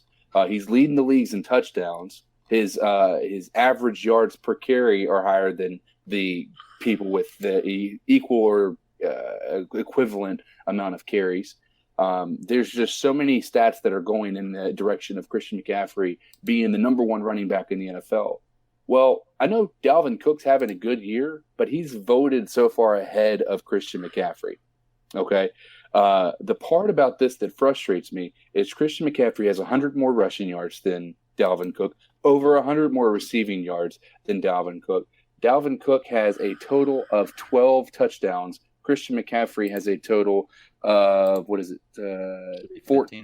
16 touchdowns. And if you look at everything combined, Christian McCaffrey is doing it by himself. Like, we're not really benefiting from a great offensive line. We're not benefiting from the quarterback being able to read the defense and saying, hey, listen, we need to switch up and have you run the left side instead of right side or anything along those lines. Those are a lot of things that you don't have with a very inexperienced quarterback. So the fact that Christian McCaffrey is not voted right now as the number one running back from a Pro Bowl voting perspective is ridiculous. Now I get it; it's the Panthers against Minnesota. Minnesota is a much larger market than the Panthers, but holy crap, this is ridiculous. Anyway, that's a small ice up. But anybody who voted for Dalvin Cook over top of Christian McCaffrey, ice up, son. Ice up. My ice up pick goes to people who are finding it convenient to turn on Saquon Barkley. And right now, there's this growing sentiment against the Twitter draft nerds and the Twitter advanced stats nerds and all of this, that Saquon Barkley was a bust pick, was not the best pick that the Giants could have made. And I just feel like this, how easily we turn on people. Saquon Barkley he has had, what if we did that to Christian McCaffrey after year 2? Yeah. He's on a trash-ass team, dude. A trash-ass team. So the idea that it's convenient for you now to say, like, oh, well, this is how you could have used the running backs, or they don't give you this big advantage, this and that. Just wait. Is that all of a sudden you'll be changing your damn tune if they get it together. Saquon is amazing, man. He is amazing. And, is he struggled after the high ankle injury this year? Sure. But don't forget that the Giants have struggled. They're a fucking putrid-ass team. They're putrid. So, and their offensive line has been terrible. So, no, to you people who find it fun to find these moments to peck at people and think that you're so smart, I say ice up. Ice up. All right. That's the C3 Panthers podcast. Cody, you said it was right. You said it. You said it was going to be a 3-hour show. I said, no, it wasn't. And then the calls kept coming. The calls kept coming. My name's Tony Dunn. You can follow me on Twitter at @cat_chronicle. We're live every Tuesday night, and we're going to be after the post game against the Redskins at Cody's house if he lets us in again. Cody, how can they follow you until then? At Cody Lack, CODYLAC. Follow me on Twitter. Tomorrow, there is a brand new mock draft on drafttech.com. Some new picks, new players, comments for the Carolina Panthers and the Houston Texans. And everyone, please enjoy your Thanksgiving. Be thankful for a very great many things in your life. And you should be thankful all year round, not just one day in November when you get to eat a bunch of food and America kills like every turkey that's ever lived. But yeah, exactly. So have a happy Thanksgiving. Don't let this embarrassing Panthers team steal all your joy, and be safe. CK, how can they follow you? You can get at me on Twitter pretty much anywhere by using this. It's code DizzleAllen, CODIZZLEALLEN. Still trying to get my followers up there, so follow me. Follow him. Code DizzleAllen. Follow this man. All right, and let me see. I'm going to look at the count. You're at 108. Nice. 108 and climbing. Nice. He's climbing. Greg, how can they get after you? Nice. And you can find me on Twitter at thebatdaddy52. I also do another show. It's the Super Civil Servants podcast. Drops every Monday, records every Friday. We talk about movies and all kinds of different stuff. Star Wars kick right now. If you want to talk about Mandalorian or anything Star Wars coming up, Rise of Skywalker, check us out, man. All right. Well, we'll see you guys on Sunday. Until then, keep pounding. Keep pounding. Keep pounding. Keep pounding.